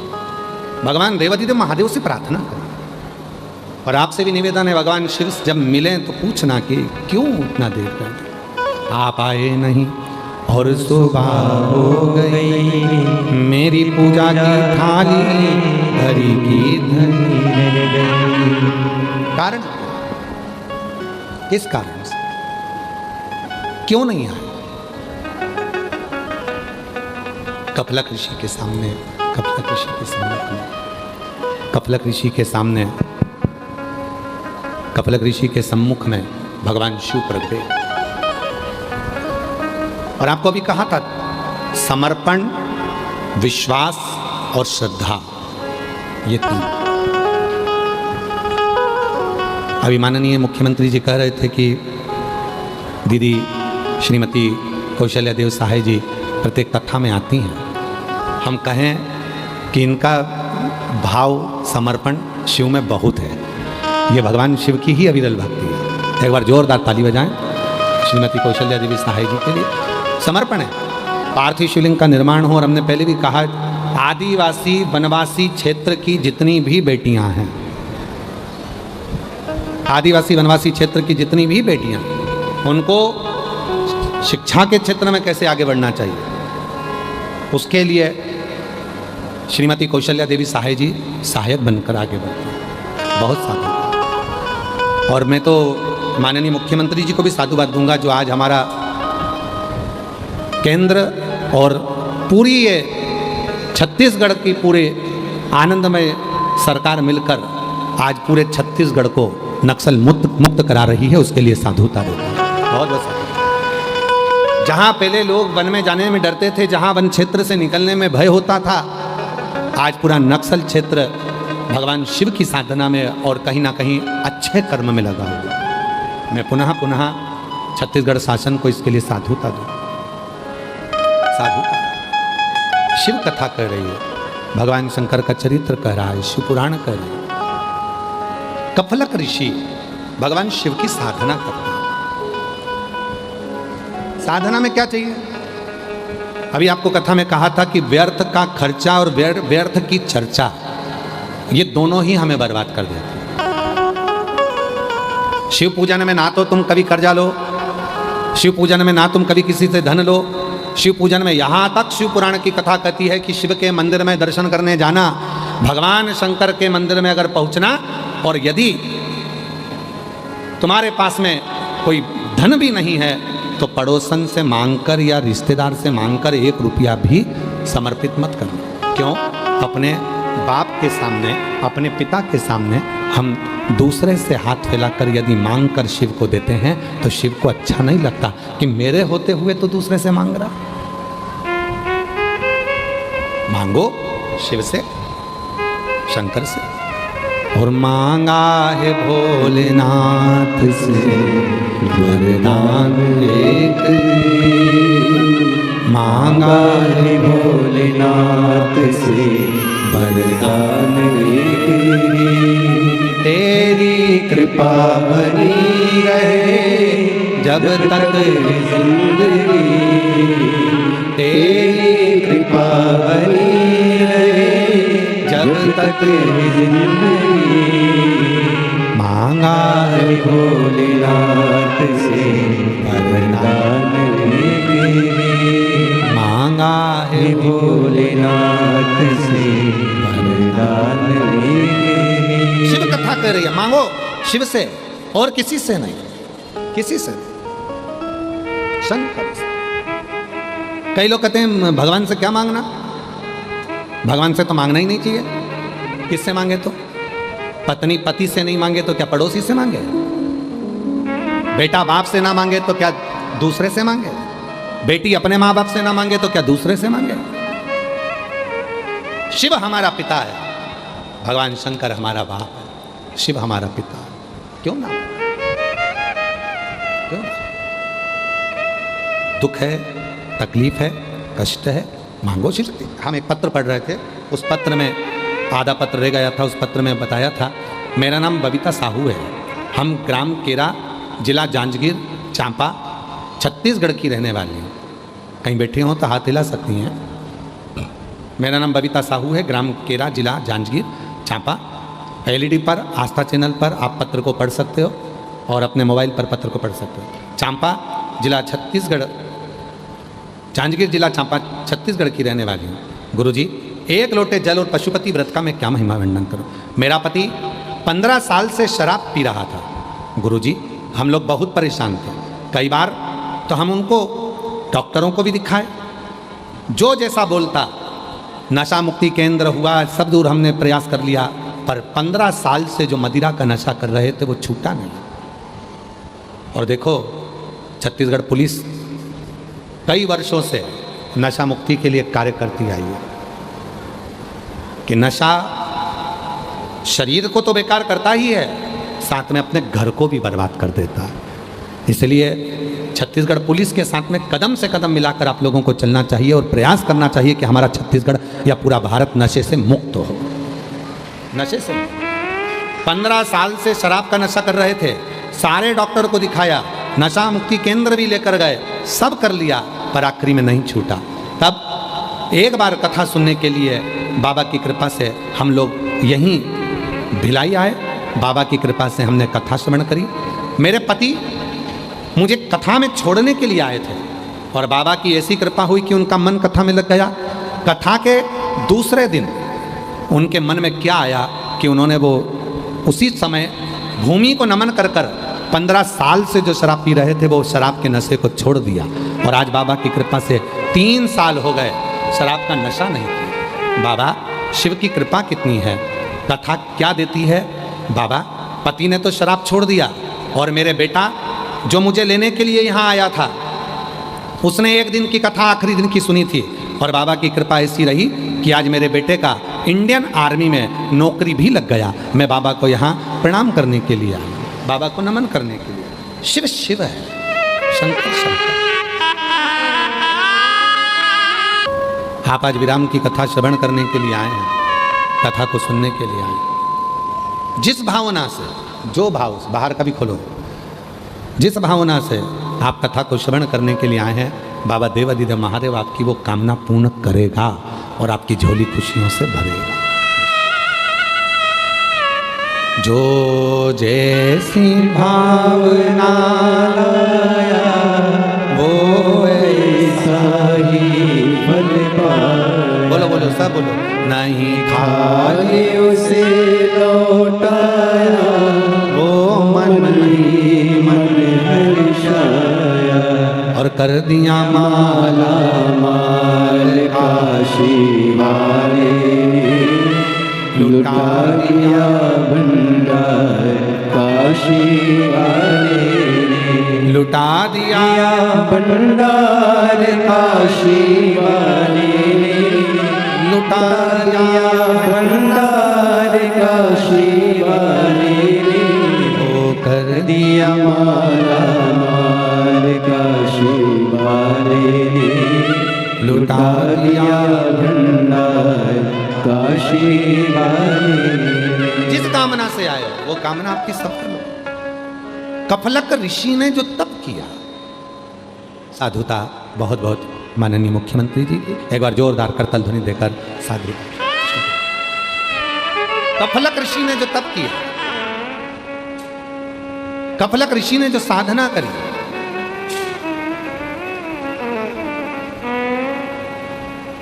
जो तप साधना करी, जो साधना, कफलक ऋषि शिव प्रकट हो, भगवान ओघरदानी, भगवान शंकर कृपालदर्शी, कैलाशी अविनाशी, भगवान शंकर प्रकट, शिव प्रकट, भगवान शंकर प्रकट हुए, शिव जी प्रकट हुए।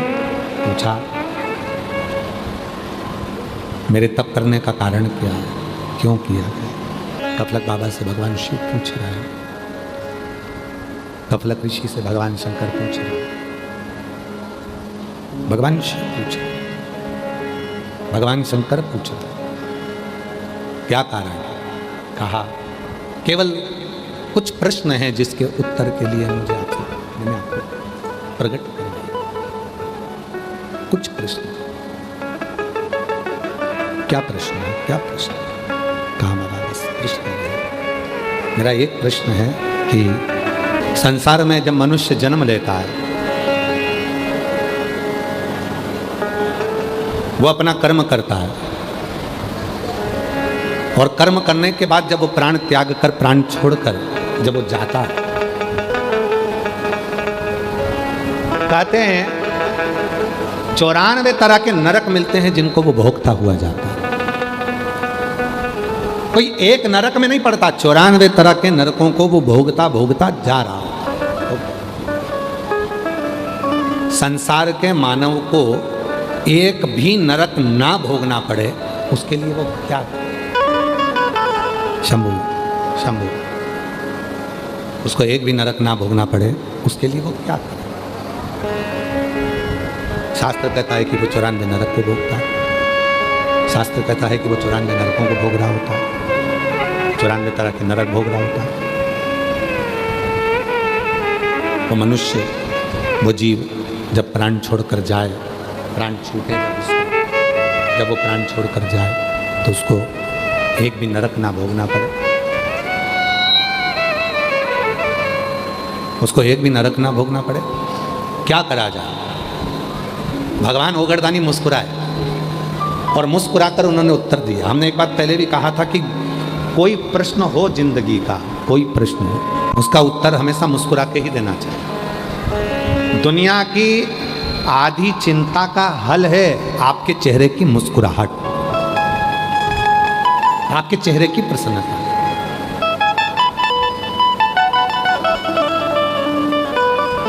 जीव जब प्राण छोड़ता है 94 तरह के नरकों को भोगता है, और 94 तरह के नरक को भोगने के बाद फिर जीव 94 तरह के नरक को भोगने के बाद में फिर वो जीव जाता है।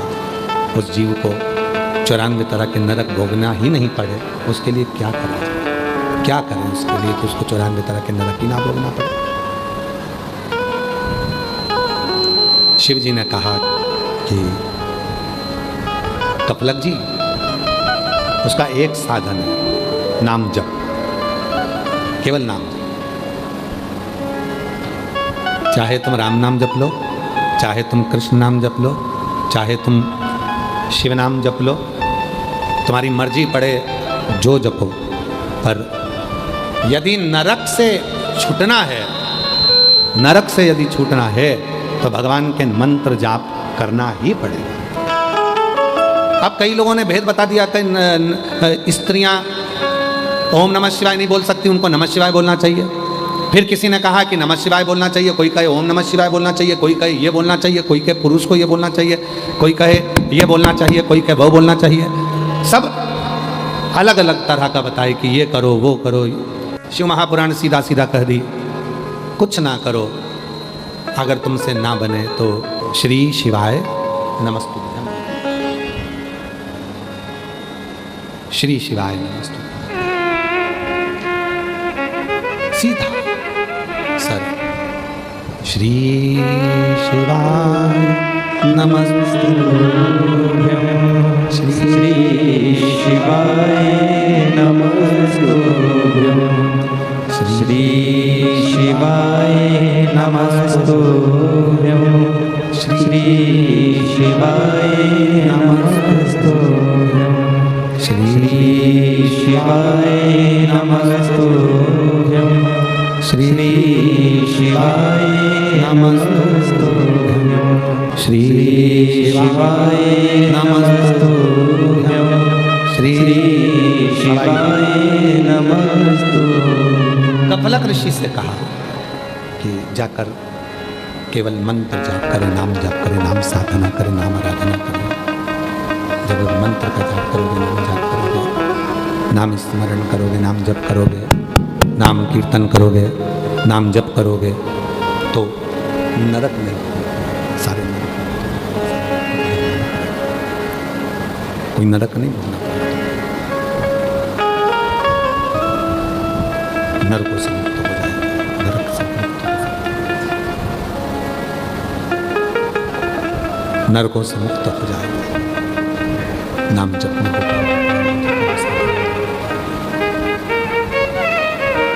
करो, करो नाम जप।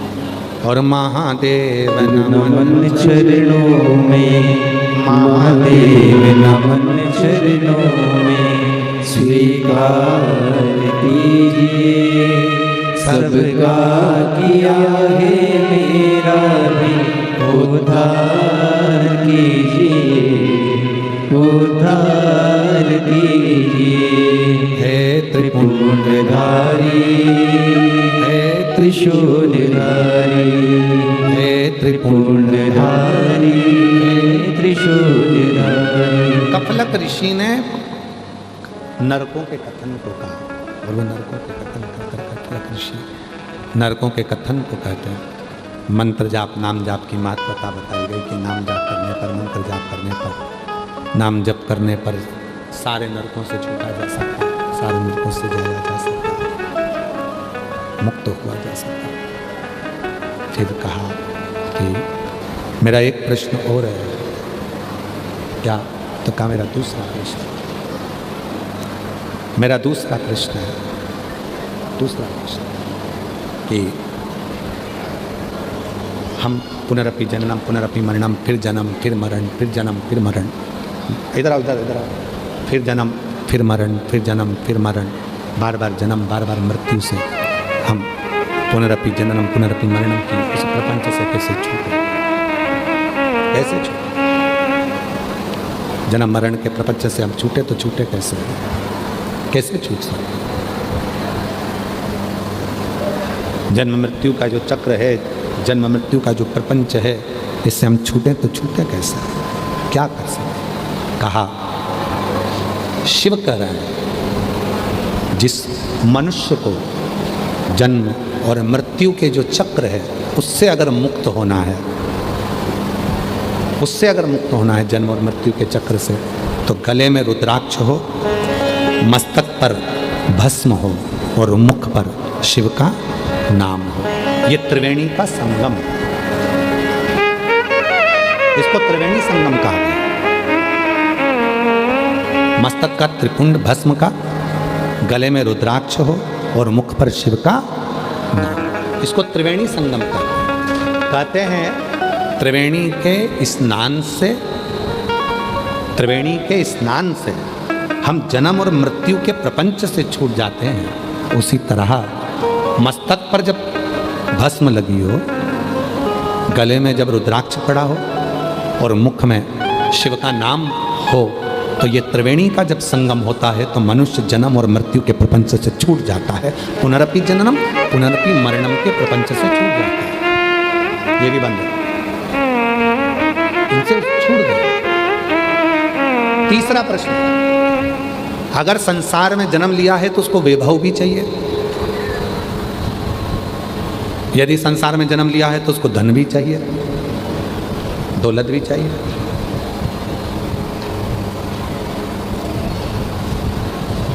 नहीं है उसके पास इतना वैभव, नहीं है उसके पास इतना धन, तो वो धन कैसे प्राप्त कर सकता है? बाबा जी, जगत गुरु शंकराचार्य जी ने कनक धारा स्तोत्र का पाठ बताया था लक्ष्मी के।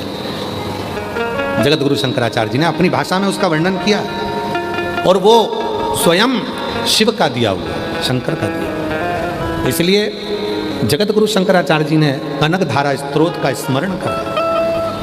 कहा जब मनुष्य धन विहीन होता है, वैभव विहीन होता है, उसके पास में संपदा नहीं होती है, और अगर वो मेरे ही शिव नाम से, कुबेरेश्वर नाम से, शिव नाम से, कुबेर भंडारी के नाम से लाल चंदन का लेपन कर कर जब वो जल समर्पित करना प्रारंभ करता है, तो निश्चित है उसके घर में वैभव की वृद्धि होना प्रारंभ। एक पत्र है, अच्छा है, पत्र अच्छा है, देखिए।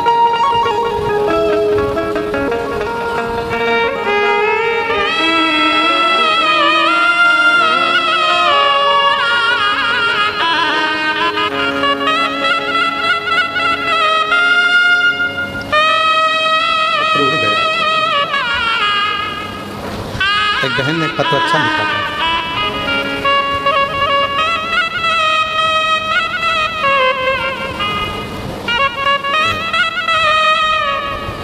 देखिए, मेरा नाम उमेश्वरी सिन्हा, पति प्रहलाद सिन्हा, नगर पंचायत नरहरपुर जिला कांकेर छत्तीसगढ़ की निवासी हूँ। मेरा मोबाइल नंबर ये है। भोलेनाथ जी की महिमा का अपार है। पिछले साल सीहोर कुबेरेश्वर धाम गए थे, वहाँ रुद्राक्ष महोत्सव में चले रहे।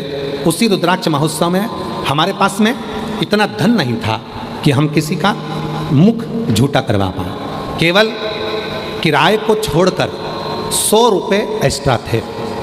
किराए को छोड़कर मात्र 100 रुपये का हमारे पास में साधन था। कुछ भी नहीं था बाकी, केवल 100 रुपये थे। हम कुबरेश्वर धाम पर गए, कहीं बैठी हों ओमेश्वरी सिन्हा पति श्री प्रहलाद सिन्हा, नगर पंचायत नरहरपुर, जिला कांकेर, छत्तीसगढ़ के निवासी हैं। मोबाइल नंबर केवल 100 रुपये थे। आप ही हैं, आ जाओ, आ जाइए। केवल 100 रुपये। क्या करते? किराए को छोड़कर 100 रुपये ज़्यादा थे। मन में आया अगर रास्ते में कहीं और कुछ चीज़ की ज़रूरत पड़ गई तो 100 रुपये ही हैं, करे क्या। फिर भी पति ने कहा कि एक काम कर, तू तो सियोर वाला बाबा कहता है कि कथा में अगर किसी का मुख झूठा कराया है तो उसका फल जरूर मिलता है। तो एक काम कर, 100 रुपये का पानी का पाउच ले ले। हमने 100 रुपये का पानी का पाउच लिया और पानी का पाउच लेकर, पानी की बोतल लेकर हमने लोगों को पानी 100 रुपये का पिला दिया। बाबा, इतनी तकलीफ की ज़िंदगी चल रही थी, कुछ नहीं था।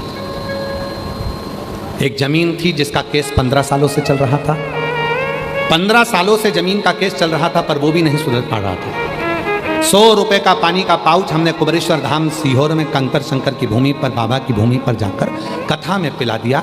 आ गए, किराया था, धाम से ही हमने कुछ भोजन लिया, साथ में लेकर आ गए। घर आए, हमें नहीं मालूम था कि बाबा वो 100 रुपये के पाउच का क्या करता है। 15 सालों से जो केस चल रहा था, आने के 15 दिन भी नहीं लगे और निर्णय आ गया, वो ज़मीन हमारी हो गई। बाबा, वो ज़मीन थोड़ी सी थी, 15 लाख रुपए में वो ज़मीन बिकी। जिसका कर्जा देना था उसका कर्जा चुका दिया, जिसकी लेनदारी थी उसकी लेनदारी दे दी। बाद में विचार करा, ये थोड़े से जो रुपए बचे हैं इससे क्या करा जाए। तो पत्नी ने कहा कि 100 रुपये का पानी पिलाकर आए हो, एक काम करते हैं, बाबा के नाम से पानी का ही काम चालू करते हैं। और बाबा की ऐसी कृपा करी गुरुदेव, थोड़ा सा पानी का काम चालू करा था और धीरे धीरे करते करते आज बाबा की कृपा से पानी की फैक्ट्री डल गई। और बाबा की कृपा ऐसी हो गई, वो 100 रुपये ने ऐसी कृपा कर दी कि पानी की फैक्ट्री डल गई। और बाबा की कृपा से हमारी पानी की बोतल निकलने लगी, जिसका मैं फ़ोटो भी लगा रही हूँ। बाबा की कृपा से पानी की बोतल निकलने लगी, पानी की फैक्ट्री डल गई। और बाबा की कृपा से शिव गंगा मिनरल बोतल के नाम से आज बाबा की कृपा से हमारी बोतल की फैक्ट्री। एक लाइन लिखी है गुरुजी, आप कहते हो कि जो कथा सुनने के लिए आए हैं उनका मुख अगर झूठा कराया है तो बाबा 3 महीने में देता है। हमको तो हमारे बाबा ने 15 दिन में दे दिया था गुरुदेव, 15 दिन। शिव कृपा, पानी की फैक्ट्री चल रही है, लाइसेंस भी पानी की फैक्ट्री का मिल गया, सब कुछ हो गया। मैं बाबा को अपना लाइसेंस भी लगा रही हूँ कि शिव जी ने कितनी कृपा करी है, शिव ने कितनी करुणा करी कि बाबा की कृपा से सब कुछ दे दिया।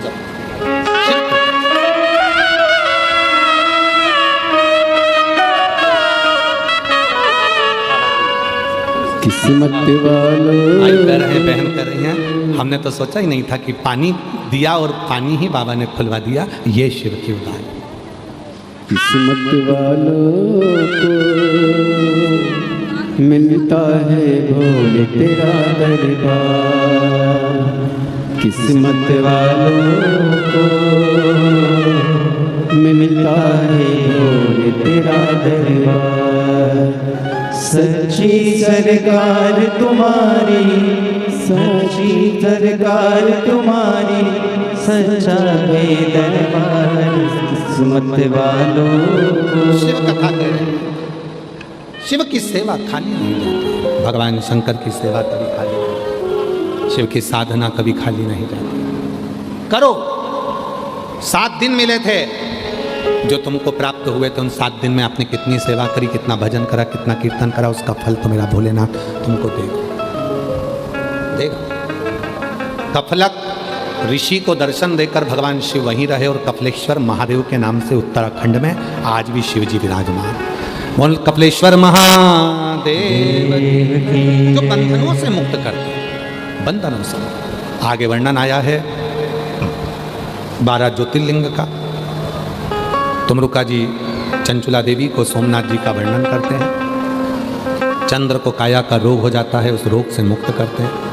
फिर वर्णन आता है मल्लिकार्जुन का, जहाँ भगवान शिव और पार्वती स्वयं जाकर षडानंद कार्तिकेय जी को दर्शन देते हैं। अगला वर्णन है श्री महाकाल जी का।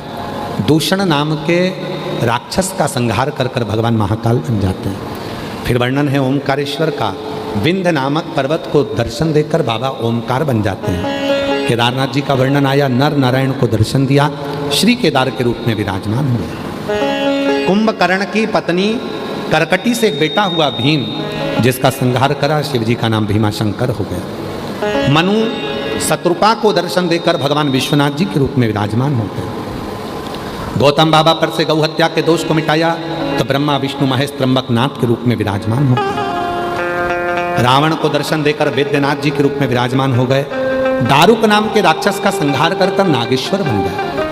राम जी द्वारा पूजित होकर स्थापित होकर रामेश्वर बनकर विराजमान होते हैं। सुधर्म नाम के ब्राह्मण की पत्नी घूष्मा, जिसके बेटे को जीवित कर कर भगवान कृष्णेश्वर महादेव बन जाते हैं। ऐसे 12 ज्योतिर्लिंग का स्मरण कराया। शिव कथा कहती है चंचुला देवी का पति उसी समय पर प्रेत योनि से मुक्त हो गया। प्रेत योनि से बिंदु चंचुला अखंड सौभाग्य धारण कर लेती है और पति के लोक में जाकर निवास करती है। तुमरुका जी ने हाथ जोड़कर निवेदन करा ईश्वर गोरा जी से, शिव पार्वती जी से, बाबा आप करुणा करिए। शिव कहते हैं सुनो तुमरुका जी, जब घोर कलयुग होगा, चारों तरफ कलयुग में हाहाकार मच रहा होगा, तब केवल एक साधन ये शिव महापुराण की कथा ही ऐसी होगी जो जीव के दुखों को मिटा दे, कष्ट मिटा। रामचरितमानस जीना सिखाती है, श्रीमद् भागवत कथा मरना सिखाती है, मृत्यु कैसी होना चाहिए। और शिव महापुराण की कथा एक ऐसी है जो मनुष्य को संसार में रहकर अपने दुख को नष्ट कर कर अपने जीवन को सुखी कैसे बना सकते हैं वो सिखाती है। खुशियां भगवान देवादिदेव महादेव कहते हैं सुनो तुमरुका जी, संसार सागर में जो शिव महापुराण की कथा इस पवित्र आनंद के साथ में श्रवण करेगा, जहां बैठकर वो कथा का रसतत्व ग्रहण करेगा, मैं स्वयं उसके दरवाजे पर पहुंचकर उसको खुशियां प्रदान करूंगा। दुनिया के लोग शिव पुराण सुनने के लिए आएंगे, जो शिव पुराण की कथा को श्रवण करने के लिए आएगा, शिव कहते हैं मैं उसके पीछे पीछे चलता चलता उसके दरवाजे पर पहुंचकर उसकी झोली खुशी से भर दूंगा। ये पवित्र कथा, ये पवित्र कथा बाबा देवादिदेव महादेव की कृपा से देवादिदेव महादेव ने एक बेलपत्र शिवपोथी को समर्पित कर समर्पण किया। ये पवित्र कथा देवादिदेव महादेव की कृपा से श्रावण के महीने में जयंती स्टेडियम भिलाई में चल रही थी। बोलबम सेवा समिति के द्वारा अध्यक्ष श्री दयाशंकर जी द्वारा ये पवित्र कथा का दिव्य आयोजन आयोजित हुआ। भाव से जलवृष्टि होती रही। आप लोग छाता लगाकर 5 पंडाल, छत्तीसगढ़ के इतिहास की सबसे दिव्य और भव्य कथा है जिसमें 5 पंडाल, एक एक पंडाल 100 बाई 650 का, 100 बाई 650 का, 100 बाई 650 का, 100 बाई 650 का, 100 बाई 650 का।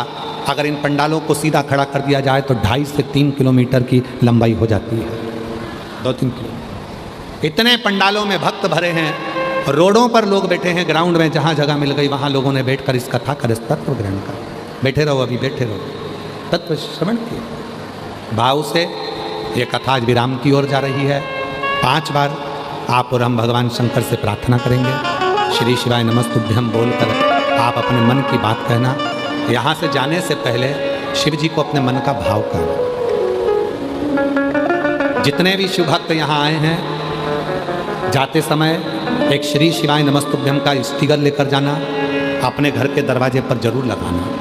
अगर कोई बुरी खबर लेकर भी हमारे घर के दरवाजे पर आएगा, वो श्री शिवाय नमस्तुभ्यम पढ़ लेगा और हम अंदर से दरवाजा खोलेंगे, जब हम उसके मुख का दर्शन करेंगे तो निश्चित है वो बुरी खबर नहीं रहेगी, अच्छी खबर हो जाएगी, अच्छी खबर। आपने अपने दरवाजे पर श्री शिवाय नमस्तुभ्यम लिखो, गाड़ियों पर श्री शिवाय नमस्तुभ्यम लिखो, स्मरण श्री शिवाय नमस्तुभ्यम रहे। जाते जाते जिस वाहन से जा रहे हो उस पर भी श्री शिवाय नमस्तुभ्यम का एक स्टिकर लगा दो कि बाबा के नाम से, बाबा के धाम से और बाबा की कृपा से हम बैठे हैं। वो चलो 5 बार साथ में श्री शिवाय नमस्तुभ्यम का स्मरण करेंगे। बाबा को मौन होकर अपने दिल की बात कहना, प्रार्थना करना, बाबा हमारी झोली खुशियों से भर देना, जो दुख है तकलीफ है उसको मिटा देना। फिर ऐसी कृपा करना मेरा पत्र व्यासपीठ पर पहुँचे, मेरी झोली खुशियों से भरना। सब साथ में बोलेंगे, प्रार्थना करेंगे।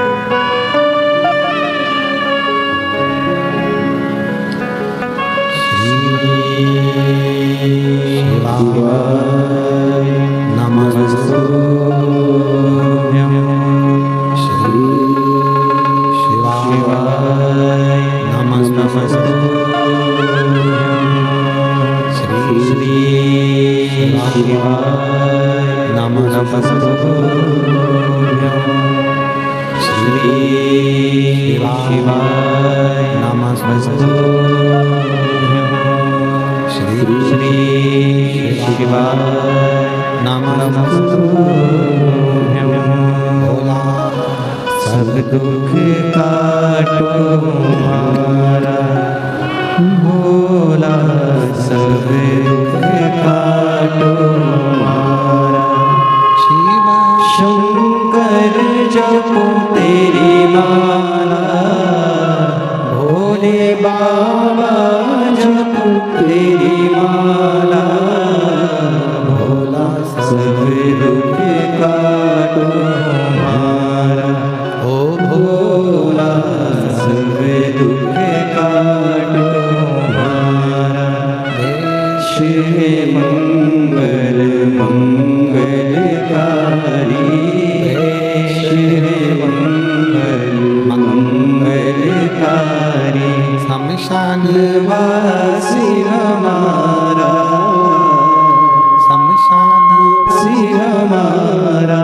ओ भोला सब दुख काटो हमारा, ओ भोला सब दुख काटो हमारा।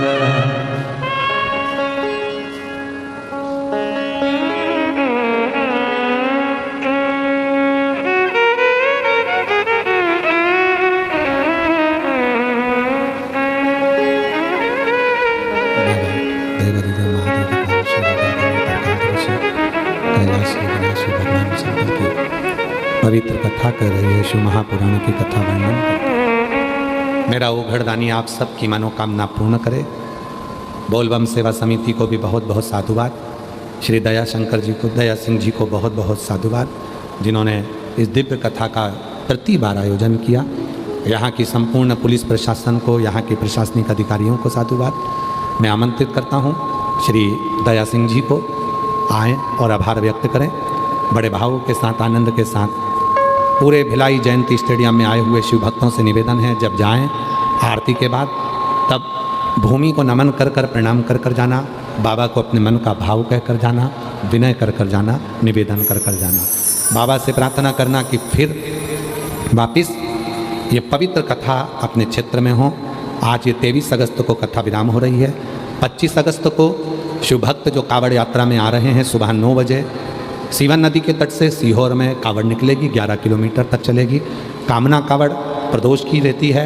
जिस कामना कावड़ में आप अपना भाव लेकर आते हैं, हृदय से उस कावड़ का आनंद लेंगे, जीवन को धन्य बनाएंगे। श्री दया सिंह जी आभार व्यक्त करते हुए एक बार जोरदार ताली बजाकर साधुता हर हर।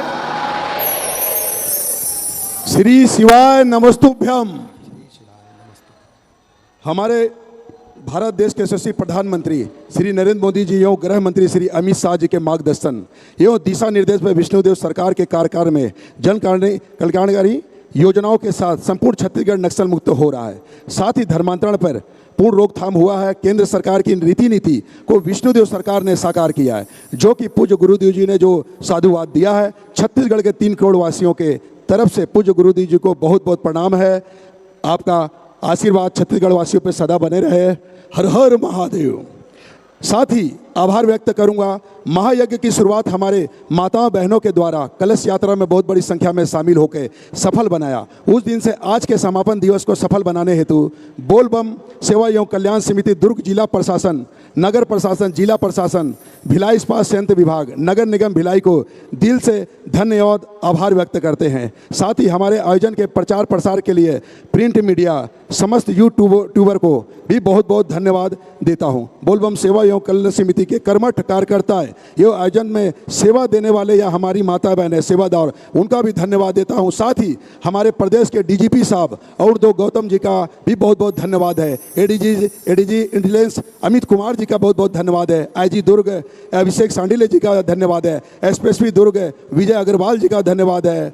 एडिशनल एसपी शोभराज अग्रवाल जी का धन्यवाद है। कलेक्टर अभिजीत जी का धन्यवाद है। नगर निगम कमिश्नर सुरुचि जी का भी बहुत बहुत धन्यवाद है। आप सबके प्रेम प्यार से कार्यक्रम और देवादेव महादेव की कृपा मिली है। मैं सभी भिलाई वासियों को बहुत बहुत आभार दूंगा। हमारी माताएं बहनों को बहुत बहुत आभार दूंगा। हमारी माताएं बहनें बढ़ चढ़ के हिस्सा लेने के लिए कलश यात्रा से लेकर लगातार निरंतर भीगी बरसात में आते रहे, मैं इनका धन्यवाद दूंगा। और गुरुदेव से करबद्ध निवेदन प्रार्थना करूंगा कि गोल्डन बुक वर्ल्ड रिकॉर्ड बन गया है, चौथे साल भी आप हमें अवसर, और आपके हाथ पैर करके निवेदन चाहूंगा कि एक बार आप चौथे साल का भी समय देंगे तो हम फिर शिव महापुराण की कथा सुन पाएंगे। तो ये गुरुदेव से निवेदन है, प्रार्थना विनती है कि समय, क्योंकि पूरे देश में आप जाते हैं, देश में देते हैं, विदेश में जाते हैं, हर जगह कथा हो रहा है। सनातन का झंडा आपकी जितनी इस कथा की भीड़ पूरे देश में कहीं किसी पंडाल में नहीं होता है। मैं कोटि कोटि नमन करता हूं, कोटि कोटि प्रणाम करता हूं। मैं इस भिलाई छत्तीसगढ़ 3 करोड़ वासियों की तरफ से प्रणाम करता हूं। और सभी लोग, आप सबसे मेरा अनुरोध है, आने वाले साल में शिव महापुराण की कथा होना चाहिए कि नहीं? हाथ उठा के बताइए। श्री शिवाय, श्री शिवाय। तो मैं आप सब की तरफ से, मेरी माताएं बहनों की तरफ से मेरा भी अनुरोध है, प्रार्थना विनती गुरुजी कि समय एक निकालिएगा एक छोटे अनुज के लिए, अपने शिष्य के लिए, अपने बालक के लिए, जिस रूप में मुझे देखते हो। मेरा करबद्ध निवेदन प्रार्थना है कि चौथे वर्ष भी मुझे समय दें। बस इन्हीं अंतराल में अपनी बातों को विराम देता हूँ। जय हिंद, जय भारत, जय छत्तीसगढ़। श्री शिवाय, नमस्तुभ्यम। आभार व्यक्त करने बुलाया था कि घाटा करने बुलाया था? राम जी, साधुता है, आप सबका भाव है। बाबा देवादिदेव महादेव बुलाएगा तो मैं वापिस आऊँगा। शिव कृपा बनी रहे। और सावधानी से आप लोग आरती करेंगे, सावधानी से ही अपने अपने गंतव्य की ओर जाएंगे। मेरी जीजियों, रक्षाबंधन की बहुत बधाई आप लोगों को। और साधुता, मैं छत्तीसगढ़ की किसी भी एक बहन से राखी बंधवाऊँगा तो पूरी छत्तीसगढ़ की जीजियों की तरफ से राखी बन जाएगा। मैं, भाभी जी आप आ जाओ, तीनों भैया कहीं से आ जाओ, कोई भी एक बेटी आ जाओ या बहन आ जाओ, कोई भी आ जाओ। छत्तीसगढ़ की एक बहन की तरफ से ये राखी हम बंधवा रहे हैं और पूरे छत्तीसगढ़ वाली मेरी जीजियों की तरफ से ये राखी रहेगी।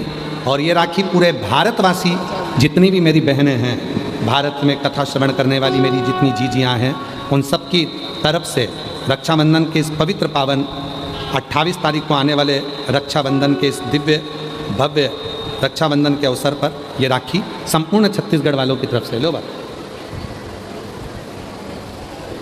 आप सभी लोग दर्शन कर लें। आपकी तरफ से, छत्तीसगढ़ वासियों की तरफ से, छत्तीसगढ़ की जीजियों की तरफ से बांध लिया।